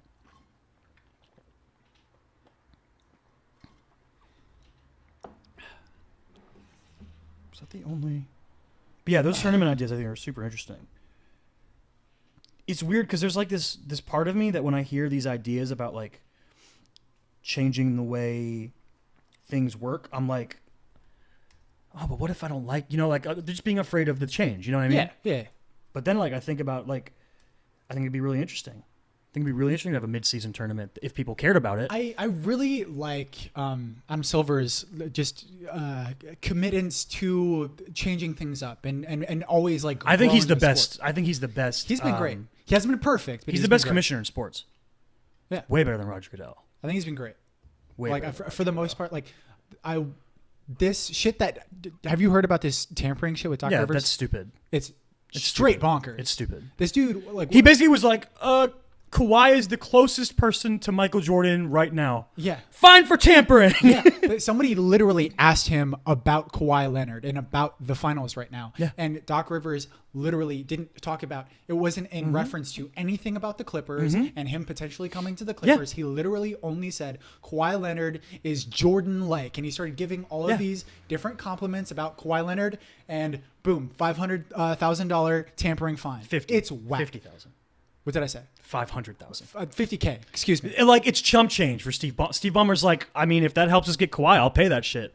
But like, even it's literally just a compliment. Like, I heard somebody from it's ESPN weird because, talking like, about, if that's going to be what you define as tampering, right? Complimenting a player, then you are disincentivizing your coaches from talking about your sport. yeah. Doc Rivers shouldn't go on this ESPN show if that's what's going to happen. Exactly. But I think that is good for the sport. Absolutely. Having people talk about the sport. Yeah, you like that is the whole point, right? Like, that's why, like, I think that media gets too demonized in reference to NBA and shit like that. Like, I don't think that people respect media enough. Like, obviously, like, amongst politics and, you know, like the utilization of propaganda and bias and shit like that can happen. But, like, when it comes to sports, like, people are just so quick to just completely just criticize the media and reporters and the way that they write their stories and you know how fantastical it's gotten, and it can be annoying, but like the media like is telling the NBA's story, right? Like they're telling the story. Like, you can't. The sports are not going to be as successful without media. No, definitely Like, not. Definitely not. It literally like couldn't exist. Like if you didn't have, you know, televised games and people writing about the sport, making podcasts, writing these stories. If you're not having press conferences, then what are you going to have? You know what I mean? Like then the sport would basically just become like going to your local pickup game. Yeah, that's there's basically no what storyline. There's no characters. There's no connection to the games. Yeah. Yeah. And which I think purists would argue against that, but there's not many purists. You know what I mean? Like a sports purist, somebody that's like, people should only play sports because they love them. You should only be a professional athlete because you love the sport you play so much and you just have such a strong desire to win. And if I'm not selling it with my delivery enough, I think this is a stupid way to think. I think there's merit to having that as a part of you as a person.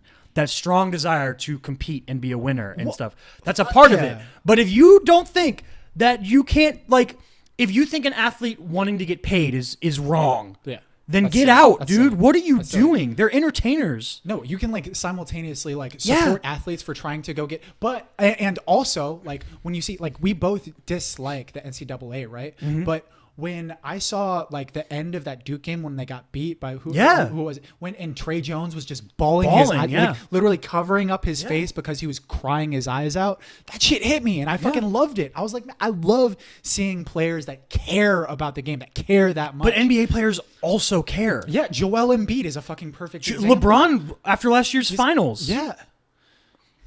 Fucking when I see someone like Joel having that ugly ass cry after he got beat by Kawhi that last fucking second shot. Like, yeah, man.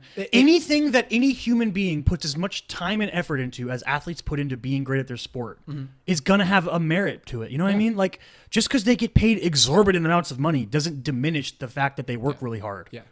It's silly. And I would say fucking like they are in the 99th percentile as far as like workers that work at their whatever their craft is. Oh yeah, you know, because like, you have to put in effort every single day. The and idea, your body is your job. Yeah, like the things you eat, the way you sleep and rest and recover and you take care of yourself is all part of your job. The idea that like never stops. That fucking Joe Schmo sitting on his couch can be like, oh, you're just playing a game? Yeah.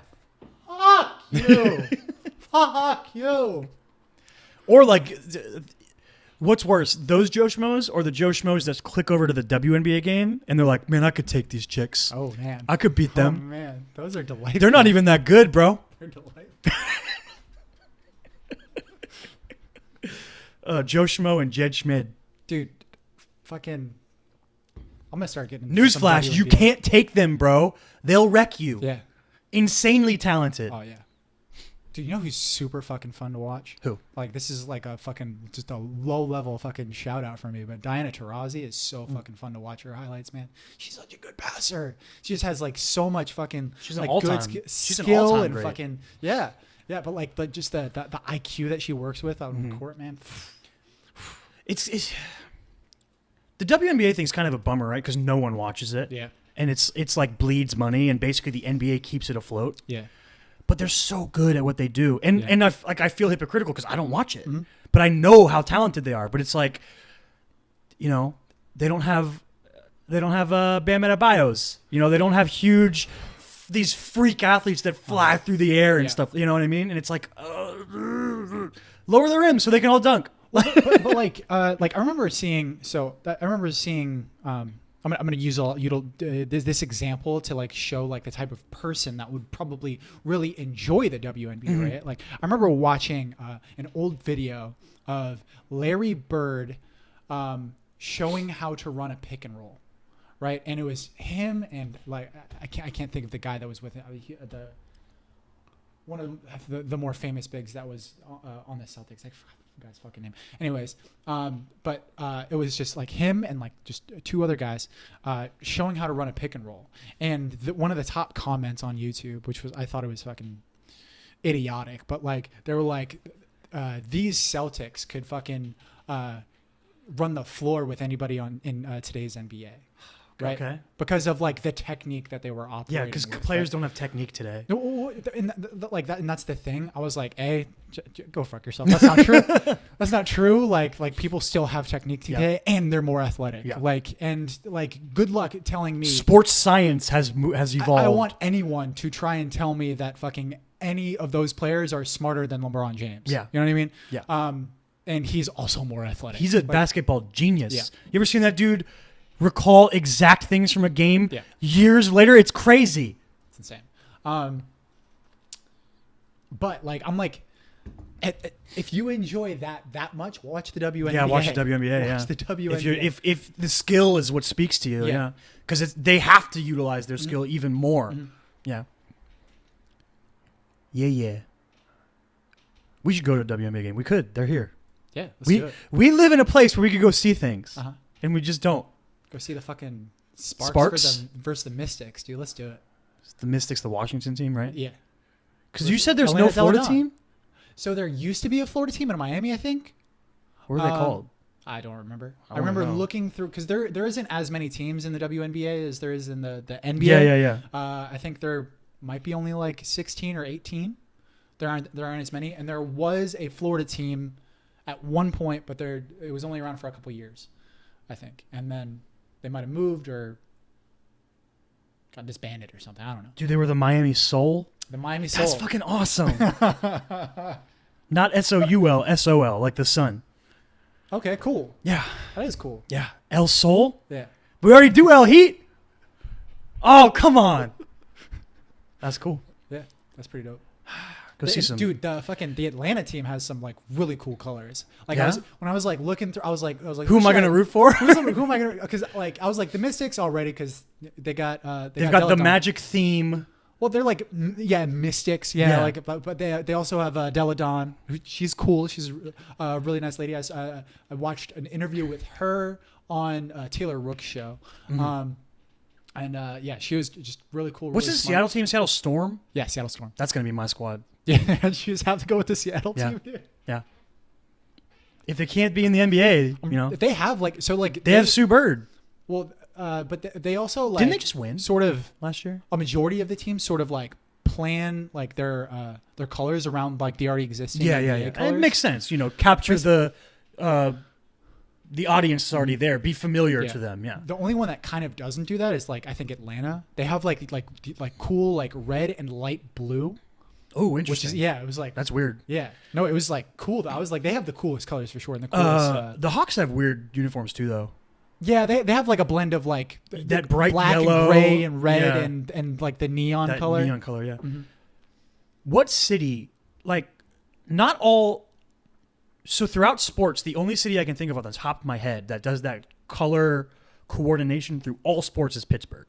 I'm trying to think if there's another city where all of their sports teams are sort of linked in terms of their brand of colors and stuff like that.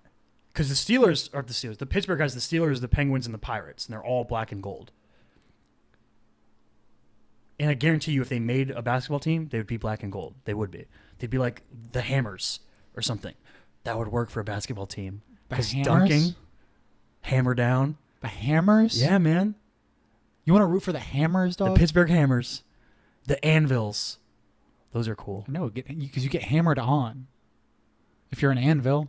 He threw down the hammer. Oh, I see what you mean. Oh, but an anvil is just a cool thing for blacksmithing. An anvil is a cool It's like thing, it fits with Steelers. Blacksmithing and shit. But like you don't want your athletes that are in a physical sport to be the things that are getting hammered on. Or are you just something that's so resolute and strong and sturdy that nothing destroys you? And you can be built on. That's a good way to turn it. Come on, man. There's different ways That's a good way to sell things. it. Yeah. I just want the cheetahs to exist in a sport somewhere. How is there no cheetah team anywhere?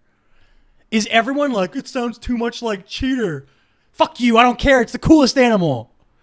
The cheetahs. The cheetah? A cheetah is the coolest animal? Maybe not the coolest, but it's super cool. Right. Speed kills, dude. What was that? That was an NBA thing we did, right? On 2K? Was that a 2K thing? Where you built the cheetahs? It wasn't 2K. It was NCAA football. That's because we put speed kills in the end zone. That's so cool. It's so cool. Why are there no cheetahs in sports? Upsets me. Probably no opposable thumbs. But also, why don't they name any team cheetahs? Yes, you know what I meant. Also, I've seen Airbud play sports. He doesn't have opposable thumbs. You tell me a cheetah couldn't school Airbud? Yeah, but there was so much faster. All those dogs died, dude. What? All those dogs died. You don't know that? The dogs that played Airbud? Yeah. How many dogs played Airbud? Like 12. Wow. Yeah. How many dogs play his children in Airbuddy's films? I don't know. Because I think there's like 6 kids, maybe more. My Airbud knowledge only goes to like the original, and I'm not 100% sure about that. You should just cry, watch Airbud and cry. Mm-hmm. So sad. Hey, what do you think of the spelling bee thing? You hear about the spelling bee thing? What spelling? People are all up in arms because 8 kids won the spelling bee this year. 8? 8 kids won the spelling bee. How does that happen? I guess the way it works is they ran out of words. The kids are so good at spelling that they ran out of words. And I guess, you go, what do you mean you ran out of words? It's like 40,000 words in the dictionary. True. I guess what happens is the way they prepare for the spelling bee is that they catalog all these words that they're going to use, and they need to know the country of origin and all the different things that you can ask for in a spelling bee to learn how to spell the word right. Yeah. So they ran out of the words that they had prepared with all that stuff. Yep. So when they ran out of words, they were like, all right, all of you win. All 8 of you. Which is insane. And it's like one of those things where it's like, so the spelling bee is aired on ESPN every year. And I'm almost always working, and it's always on work, and I'm like, these kids are amazing. They're so good at spelling. It's nuts. And I've heard the argument, like, if you're going to air this on ESPN like it's a sport, you have to treat it like a real competition. You can't have 8 winners. What does that say about life and competing? But I'm like, at the same time, like, it's a spelling bee. Like, if they're all amazing at spelling and they're just kids, fucking give them all $50,000 to go to college. It's awesome. Good for them. Yeah. But also, part of me is like, fuck you, you need a winner. Somebody's got to win the game, right? You play to win the game. Like, what if one of those kids was like, I won't stand for this. I'm better at spelling than all these scrubs, and I want to keep spelling until I prove it. And like all of the whatever, the instructors or whatever, the people that are the officials that are fucking working spelling bee, they're like, sorry, like, we ran out of words. We ran out of words. And he's like, go get a dictionary. Fuck it. Like, just make up one. Make up a word. Yeah. I'll spell it. Then I heard like zip trop. ZIPTROP? No, wrong. There's a silent M. There's a question mark at the beginning, bitch. You lose. 7 winners. So like, it's like a weird thing to argue about, right? Because they're kids, and they're competing for like money they can spend for like all 8 of them. They were like, you got $50,000 each. What are you gonna do with it? And they're like, every one of them simultaneously went save it for college. And it's like, okay, yep, see where your brain's. I get it. And like, so like taking that away seems shitty, but the idea of having a competition to see who is the best speller and having 8 people win is so crazy. Like if you tie with like 2 people, that's one thing. 8 people. So I heard they were like, yo, why don't they, when they get down to like the top 10, it becomes like a speed round. So you have to not only be really good at spelling the words, but you got to be able to do it quickly. Because it can take forever, dude. Oh, they sit up there and they're like, do you know the entire process for a spelling bee? what do you mean? Like exactly what you have to do? Have you ever been in a spelling bee? Yes, I was in one in middle school and I came in 2nd place. Oh, nice, dude. Yeah. Congratulations. Yeah. Did you ever go to the regionals? No, I I went to private school, I so we didn't. I did. I went to regionals. What word did you go out on? I forgot. Did you misspell failure? So there was 2 Like, years was it that Dwight? I went Is that out Dwight? for it. Misspell failure? I forgot which 2 words. So the year that I got to regionals, we went to Blake Library, right? It's like right across You the street point from like my it's house. right here, and it's on the other side of the Well, country. it was like right across the street from my house that I used to live in Stewart. But I remember. So what you have to say is like, so they give you the word, and then you have to say the word, and then they nod along. And then you spell it, and then you say it again. And then you spell it, and you say it again. Yeah. Right. But if you're not saying it right, they make you repeat it. Oh, interesting. And if you keep not saying it right, they make you repeat it until you say it right. Did you do that? So there was one year I went to the Blake Library, right? And they told me visually. What were you saying? And I said visually. And they were like, no. Visually. Were you saying were you saying visually? And I was like, visually. And they're like, no. I had to say it 5 times. You clearly weren't saying it and right. I was like, they're like, everybody was kind of laughing because I was up there. I was like, visually. Did you spell it right though? Did you spell it right though, or did you get too shook? Yeah, no. Like Good. once they finally, and then I was like, If you went on visually, I'd make fun of you. No. I've gone on. So the year that I didn't make it to regionals, the 2nd year, I misspelled macaroni. I was in 5th grade or something. Yeah. I was in 5th grade. And Hey, they there's gave a me little. macaroni. There's a tricky. Is it an A or an O in the middle? That's the thing. Macaroni. That's yeah. what got me, dog. Yeah. If you're a little 5th grader, I that's used cool. An A or an O, and I end up being the back. I still can't spell it. That's I why think it's an A, and I'm gonna double check and make sure because I'm not 100. I think I might have went with the A. That's an O. Uh-oh. Macaroni. Macaroni. Yeah. Yeah, it's an A. It is. You son of a bitch. Wrong again. Yep. So you spelled it wrong Mm-hmm. in elementary school. Yeah. And then you didn't learn your lesson, and you still spell it wrong. Yeah. Damn. Yeah. Did you go on like do you remember what you went on regionals? No, I don't remember. That's how you. I don't remember. Because certain words could be so funny to go out on, like words that are like synonyms for losing or failure or something. It's such a funny idea of going out of a spelling bee on. It's hysterical, especially if you're like a little kid. Mm. Oh man, that would suck. But yeah, like think back to that spelling bee, right? Like you wanted to win that shit, right? I was a little bit hurt. When I remember lost. being like, I'm gonna win that fucking spelling bee. Yeah, I was like, It's a competition, I'm smart. so I inherently want to win it.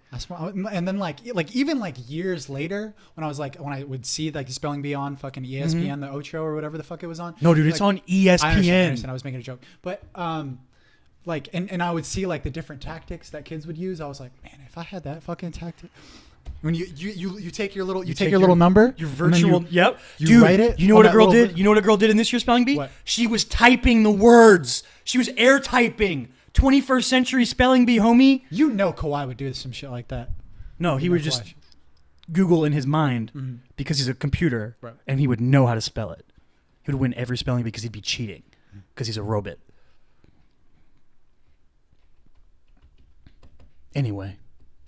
Like, have you ever seen him recently? He just did like the pre-game like press conference, and they were asking him questions and stuff about like he's never too high, too low, and like he's kind of. When a reporter used the word emotionless when they asked him this question. Excuse me.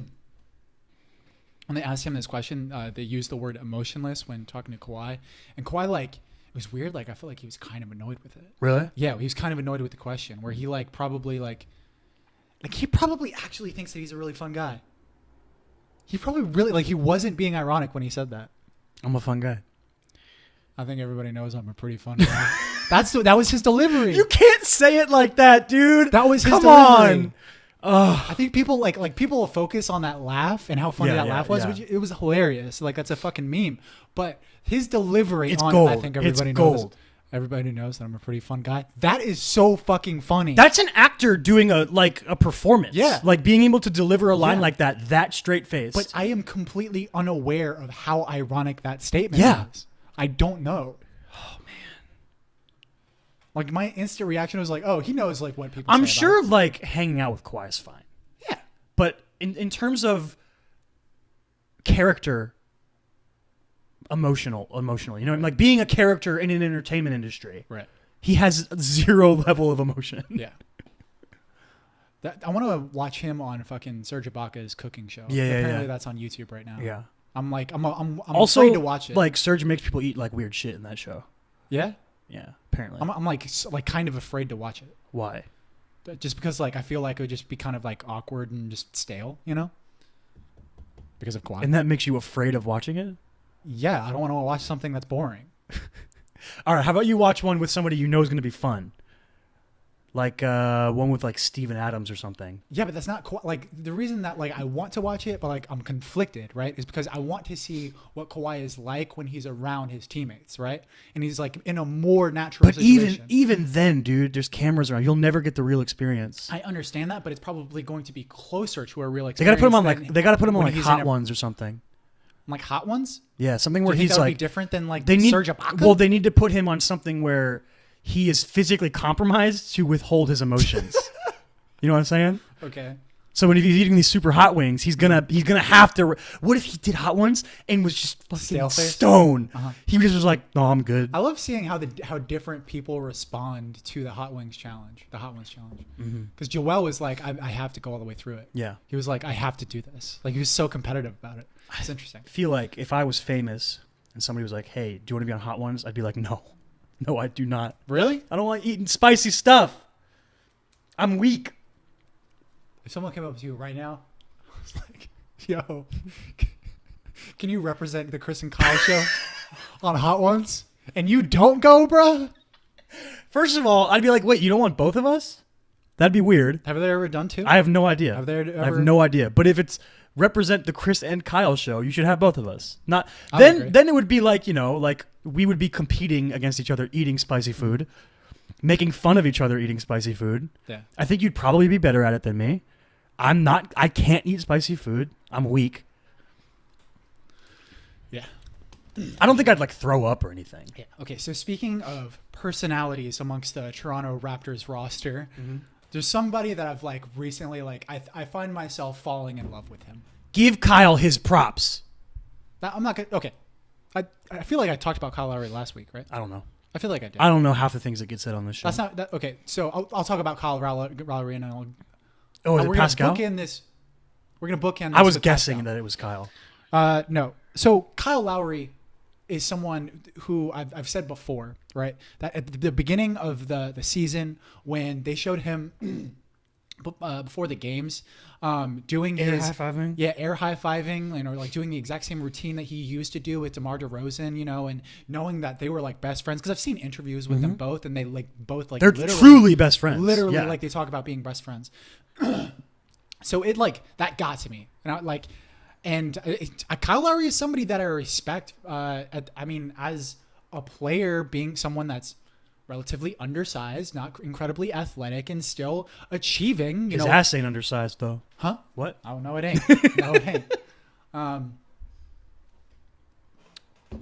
Boy knows how to draw charges. True, but and I can appreciate that. Like I really like that. You know, I like that there are people like that that exist in the NBA. Him and Ursan Ilyasova.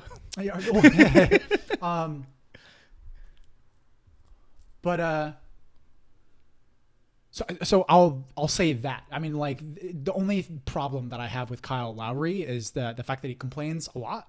And the fact that fucking like when he was going against the Magic, obviously. I feel like he's not been doing it a lot, at least in the last couple rounds. Yeah, maybe. His complaining has been him and Draymond Green. Yeah. Just Draymond made he had a realization about it. Oh yeah, he had a 180. Yeah, where like, he was like, really he literally talked about how like he saw his son complaining the way that he does, and he was like, I need to change the way that I play. Yeah.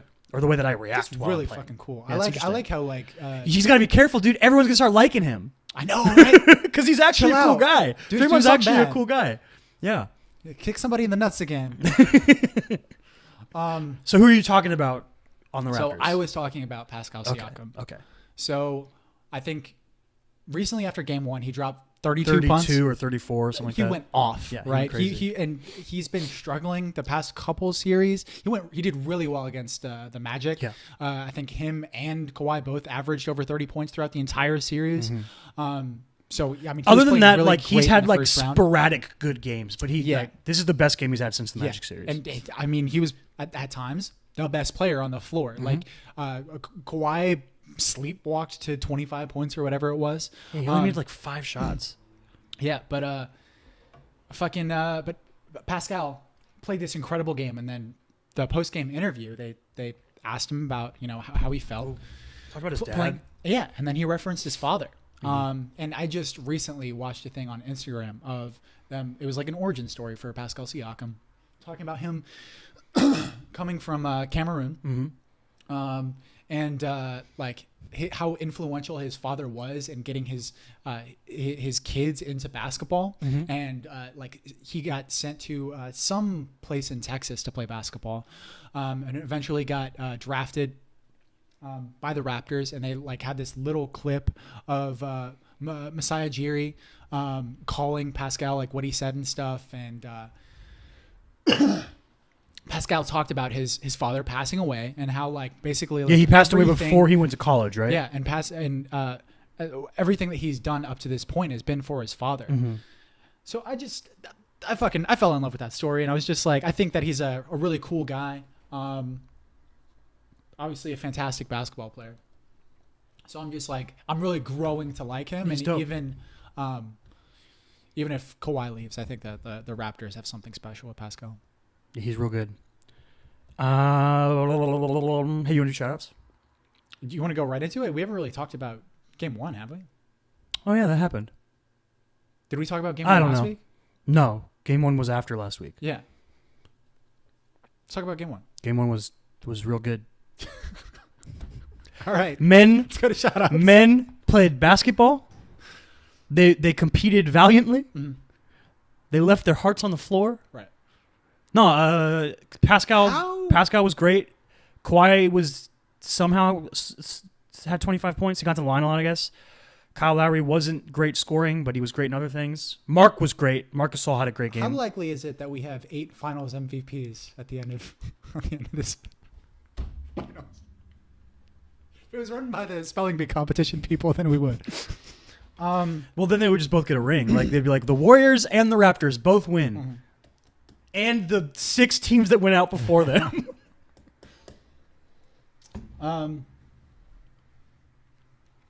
Yeah, dude. So, what do you think was Richard Jefferson and Zach Lowe talked about like the most like influential, like the biggest. The Warriors' reason defense as to was what- bad. Yeah.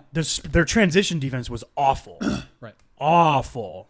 Weirdly, a lot of Pascal's stuff came against Draymond, which is surprising because Draymond is one of the best defenders in the NBA. That was one of the major things that I was thinking about, right? And he owned that after the game, Draymond. He said, like, it's on me to shut him down now. But it's also, I think that the reason that they're putting Draymond on Pascal, right, instead of on Kawhi is so that Draymond can float a little bit, right? Yeah, that's the and goal. I think that Pascal took advantage of that. Yeah.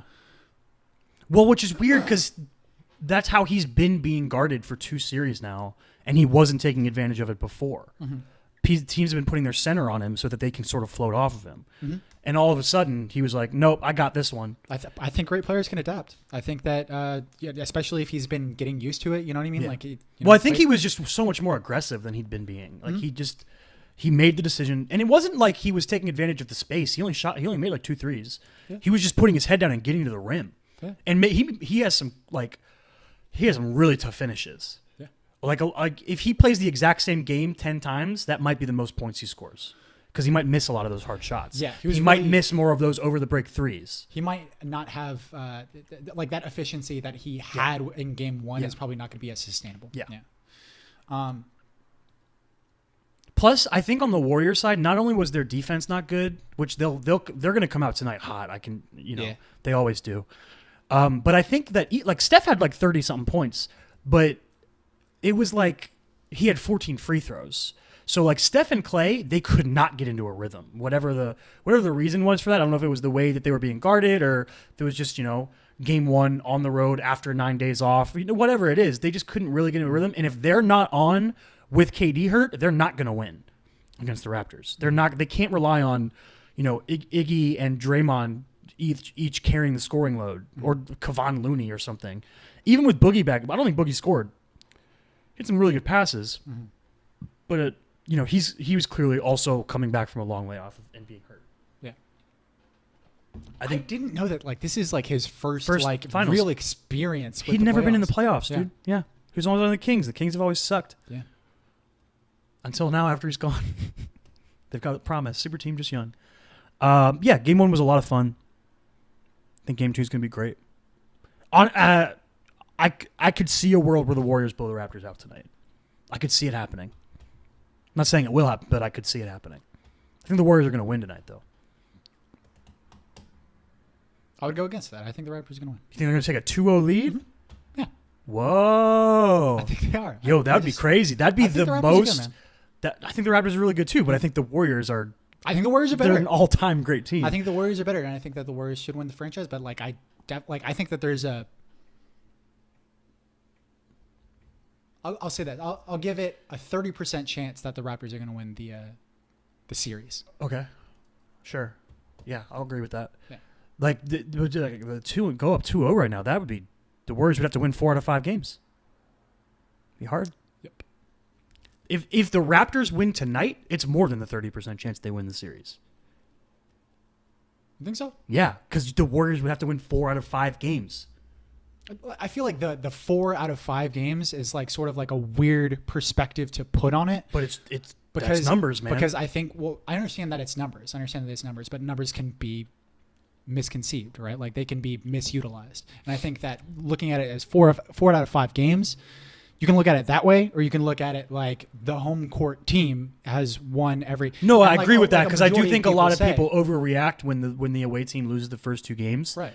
But it's still hard. That's why the Raptors lost the first 2 games in the last series and then fucking won 4 in a row. Yeah.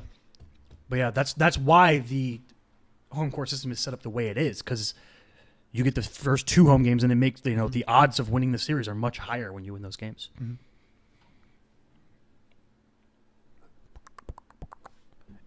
If they lose tonight, the Warriors, does KD come back for game 3? Because right now I think it's up in the air whether or not he's going to be able to play. I would hope so. I think they said that they're hoping by game 4 he'll be able to play. Right. But do you think if they lose tonight they try to push it? I don't know, maybe. Or do you think they say, no, we're going back home, we're going to have our crowd. Role players always play better at home. Maybe if it's really close, Could you imagine if they went down 0-3? And then, dude, what if they got swept? What if they went down 0-3 and then KD came back though and they won 4 in a row and he just won another MVP and then he was like, all right, peace out. For the first time in peace NBA out. history, they come back from 0-3. That would be complete turnaround from being they lost when they were up 3-1. Mm-hmm. Would that be would they have I think it would be earned back any of the basketball karmic energies so that I think it would. You couldn't talk shit about them losing down 3-1 if they came back from 0-3 later. You know what I mean? I don't know. Also, to me, when people talk shit about them losing when they were up 3-1, I'm like, yeah, they lost to LeBron James. LeBron went completely insane in that series. I don't. It's the fucking finals. It's great players going in and talking shit about them losing 3-1. Yeah. It's just stupid to me. I don't understand that mindset. Mm-hmm. like thinking that the Warriors aren't like an incredible team, you know, like and just like haha, you fucking lost going 3-1 against LeBron. It's stupid. That's stupid to me. But I think that it's a larger feather. It would be a larger feather in the cap.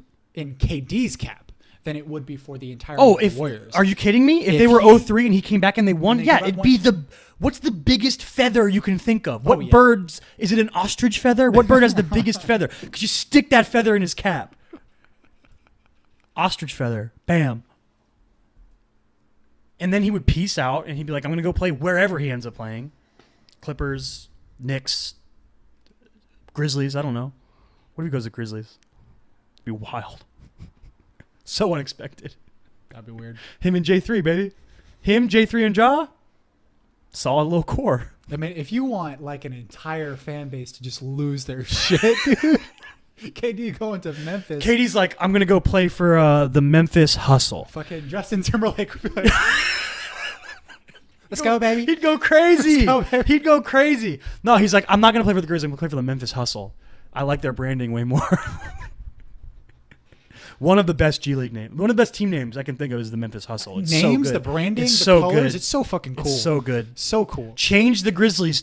Let Vancouver get a team back. Give them the Grizzlies back. Vancouver Right. and change to the Memphis Hustle.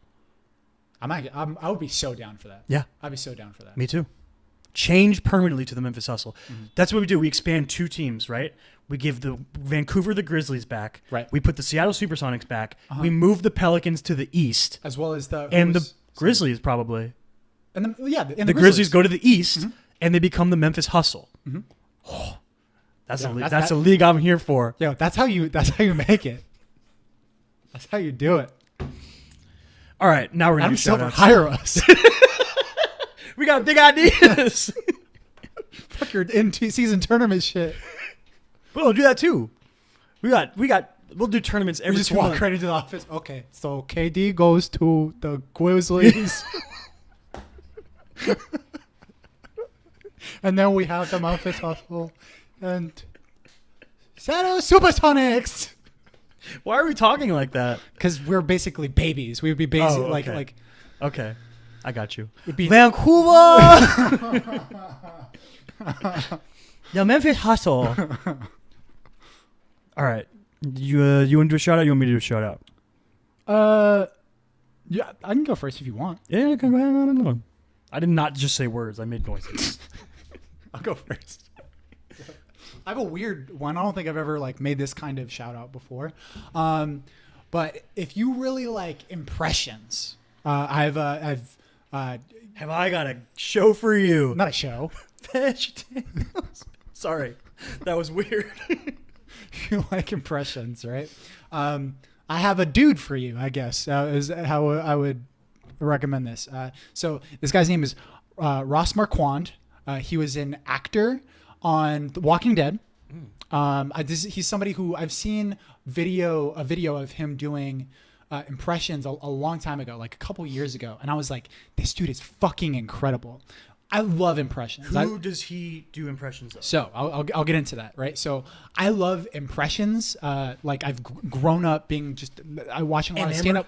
Yeah, enamored with people that could do really good impressions. Watching stand up, watching comedians do really good impressions, and because I enjoy doing impressions and I know a little bit about it. I enjoy it when people are sort of doing something different, and doing things that not a lot of impressionists do, as far as certain characters, certain actors that nobody is doing. Everyone's doing Christopher Walken. Everybody's doing Christopher Walken. Everybody has a Bill Cosby, right? Everybody has that, but not everybody is doing a John C. Reilly. Ooh, interesting. And that's one that fucking Ross Marquand does really fucking good. Mm-hmm. He does a really fucking good John C. Reilly. And there's times when so he has a video on YouTube he did a video with Vanity Fair where he does what they label nano impressions, but it's basically 3 to 5 seconds of this character doing a specific thing, right? So it's Justin Timberlake reacting to a wave that wasn't meant for him, right?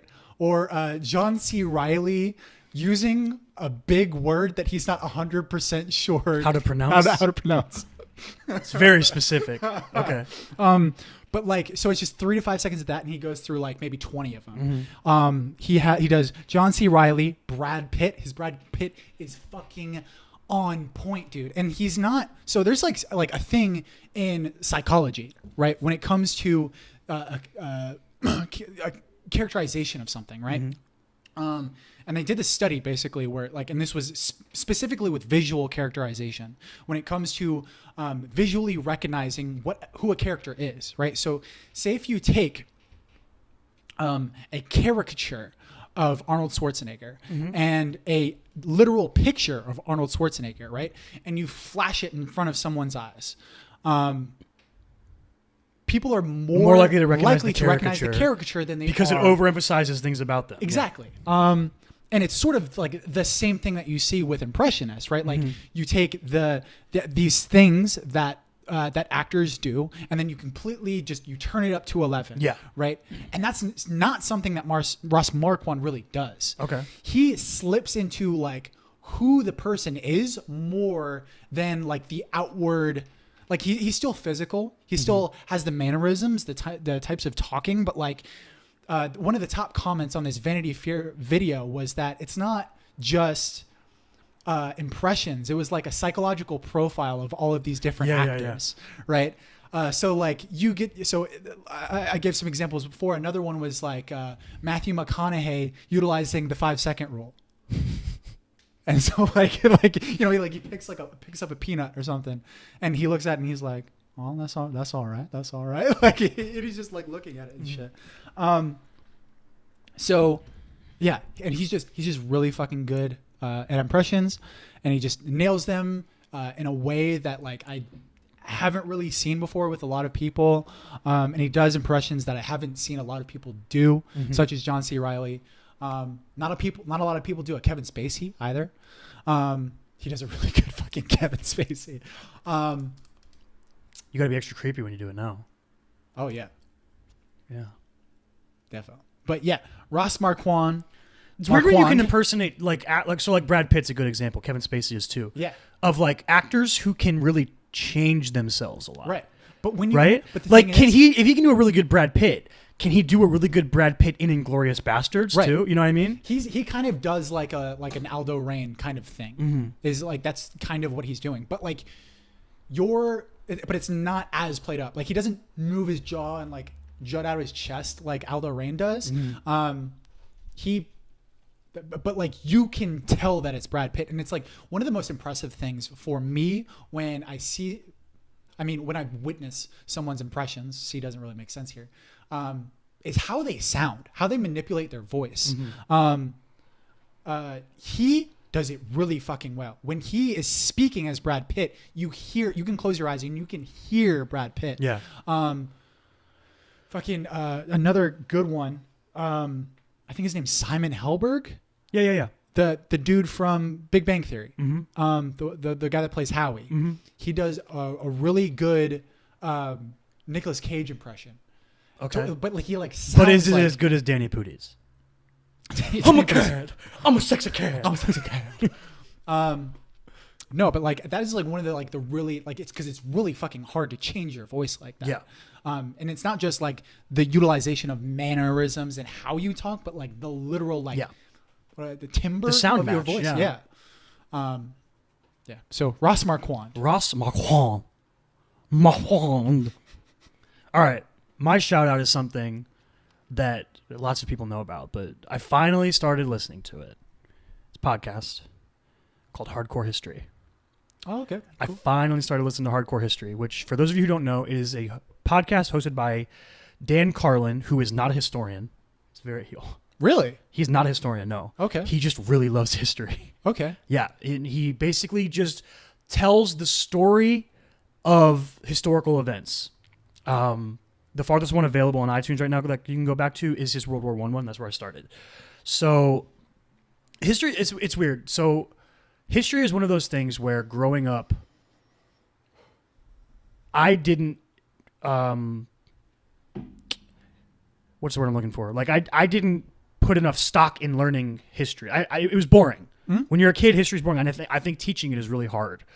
But as an adult now and someone like looking back, I think it's fascinating. I wish that I had spent more time paying attention in history classes and reading historical, books and stuff like that growing up. And I think even like as a writer, understanding history when you're trying to like do world building kind of stuff, very interesting. So the thing that Dan Carlin does such a great job of is he's one of those people where like he's got a way of talking. You know what I mean? He just has a way of delivering the story and the scale of the things that he's talking about in such a really entertaining way. Where like he literally talks for 3 hours per episode about stuff, and you're just like fascinated by it. And sometimes he gets like super intense whenever he quotes people. He's like, quote, "The people were running through the countryside." Like the way he talks is so funny. And sometimes he gets super passionate and he starts talking like really intensely. Right. he's really great at delivering the information. And I put off like listening to it for a really long time. I'd heard a lot of people talk about how good it was. How many different? Are you just listening to the World War one? Yeah, there's 3 episodes in the World War one. I'm on the last one. So it's kind of a bummer. Not all of his podcasts he's done are available for free.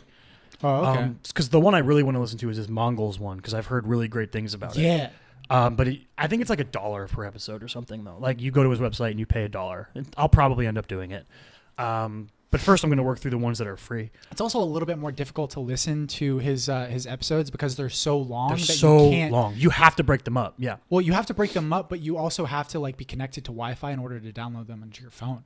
Like I've tried to listen to like his podcasts while like I've been out driving, and like if they're not pre-downloaded, like I can't access them. It's really annoying. Oh, I don't download them. There might be a difference because like I tried this a couple years ago. Yeah. So there might be a difference with like how the podcast operates now. Mm-hmm. But that was like one of the main issues that I had with trying to, because you have like these 4-hour long episodes of. I'm gonna listen to what he's talking about. I'm gonna listen to a lot of them when I'm flying next week for sure. Mm-hmm. Like. All the way across the country. I'm like on the exact same page with you as far as history and like how like I've gotten more interested in it. Like I took history this year and it was a history class that like it seemed like it was more up my alley for right now, and at least got me into history, more interested into history because it was all about like cultures and ethnicity and how more ethnic people, like how history has influenced them in America. So like when it just seemed like it had like a really individual kind of basis to it, you're showing like all of these different conflicts that's really like all history is though. Like, but it's a hard time that I had growing up trying to see that. Like people are like, oh, it's just stories, right? Yeah. But I'm like, yeah, but it's like a shitty story that I can't really. They're not told entertainingly in history books and in history classes growing up for kids. I feel like there's a way to do it. There has to be a way. Like I'm sure there's great history teachers out there who really inspired the kids they teach. But I think it's those types of teachers are going above and beyond to make it entertaining and make it exciting and fun. And I think that's hard to do when you're just like history class growing up is literally like, all right, go outline this chapter. And you're just like, Well, yeah, but like I also think that there's a type of person that is interested in history, right? Like it's... Well, our friend Mike is always what I was about to bring up. Yeah. But like he's kind of an older soul. Yeah. Right? Like he was always... Kind of? He is. He's a great grandfather. There's certain things that he doesn't do that a more mature man would do. Wash the dishes. But I also don't do that. I also don't do that. I do that. I also don't do that either. I love you, Mike. But happy birthday yesterday. That's his birthday? I guess as of release 2 days ago. Shit. Yeah, man, tighten up. I'm so bad with fucking birthdays, man. I'm so bad. I texted him something very nice. Called him beloved. Yeah? I always text him weird shit. Like on his birthdays and stuff, I always text him super weird shit. You will call him beloved. I will give my birthday. I said happy birthday, my beloved. I said something. Like I texted him recently or something. Anyways, but yeah, he's like he's an older soul, so Yeah. like he's always been interested in history. And I Major in remember like when I was living with him in Jacksonville, like I was just constantly talking to him about like why he was interested in history, and like like why I wasn't, and for whatever reason it just took me like a kind of a hard. It was harder for me to really get into history. And I think that it's also, I mean, just as you get older, it becomes more appealing. Yeah. Because it's so real. And Yeah. and the more that you know history, the more that you know how influential it is to our current times. And it's kind of weird. Like, I sub to our world building, and a lot of times people will put things, they'll put posts or whatever, and in the comments, people will be like, somebody will be like, I want to I don't want to be too realistic because I don't want to be boring or something and people in the comments will be like, listen, if you actually go read up and study history, things that happen in real life are way more insane than things that you're going to come up with. Like, things that have happened throughout history are completely nuts. The things that people have done throughout time. It's crazy. Yeah. It's super interesting. Yeah.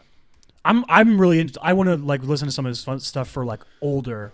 I'm really interested in the Middle Ages and stuff like that. That shit's wild. Right. Whereas more modern stuff, it's almost like it's too real. If you're listening to a World War I or World War II, you're like, God, why were people doing this shit? I was actually super interested in, because we started back from the beginning of American history with my class that I took this semester, and I loved getting to the civil rights era. I was that was the thing that most grasped. Yeah. I thought that was fascinating. And especially the differences between Martin Luther King and Malcolm X. And Malcolm shit. X, yeah. I was like, oh damn, that's because I've always had loose knowledge of their differences in philosophy and stuff like that. Because I mean, Spike Lee. Did films you ever talk about realize that Malcolm X is Magneto and Professor X is Charles Xavier? Oh, for real? Yeah, they're based on them. Okay. Yeah, it's super cool. I never knew that. Remember I shouted out that X-Men thing, the Comic Book Girl 19's YouTube X-Men series? She talks about that. Super interesting. Because, the X-Men are almost a ripoff of the civil rights movement in terms of their early execution. And the leads of each side were based off of Martin Luther King and Malcolm X. Interesting. Yeah. I think that's it. I think we're good. Shout outs to Dan Carlin's Hardcore History and Ross Marquand. Yeah. I don't know why you get that Marquand. thing in your throat when you say it. Marquand. It's because I'm Ross Marquand. That's just it's Ross fun. Marquand. It's fun. That's why. It's because it's fun. Yeah. Shout outs to them. We're gonna do Godzilla next week, which means we have to go see Godzilla for the next couple of days. Sorry, Godzilla King of the Monsters. I feel like the title spoils the movie. Haven't seen it yet, but I assume Godzilla's gonna win because of the name of the movie. You know what I mean? Anyway, I hope not. Team Ghidorah. Yeah, so we'll be back Thursday for spoilers for Godzilla, King of the Monsters. Find Chris. You want to read his scripts? Check him out on chrismichaelstott.com or find him on Instagram. I don't know why I couldn't say that. Chris Michael Stott. Find me, Davinwell25 on Twitter and Instagram. Find the show, The Chris and Kyle Show, on Facebook, on YouTube, on all podcasting platforms. On Twitter, tcaks pod. We're going to put a poll up probably tomorrow or when you listen to this today, but as we're recording tomorrow. And we'll see what's on it. Probably one of these summer blockbusters. There's a bunch of movies coming out, so we will see you next time. We out. We out. Stay weird.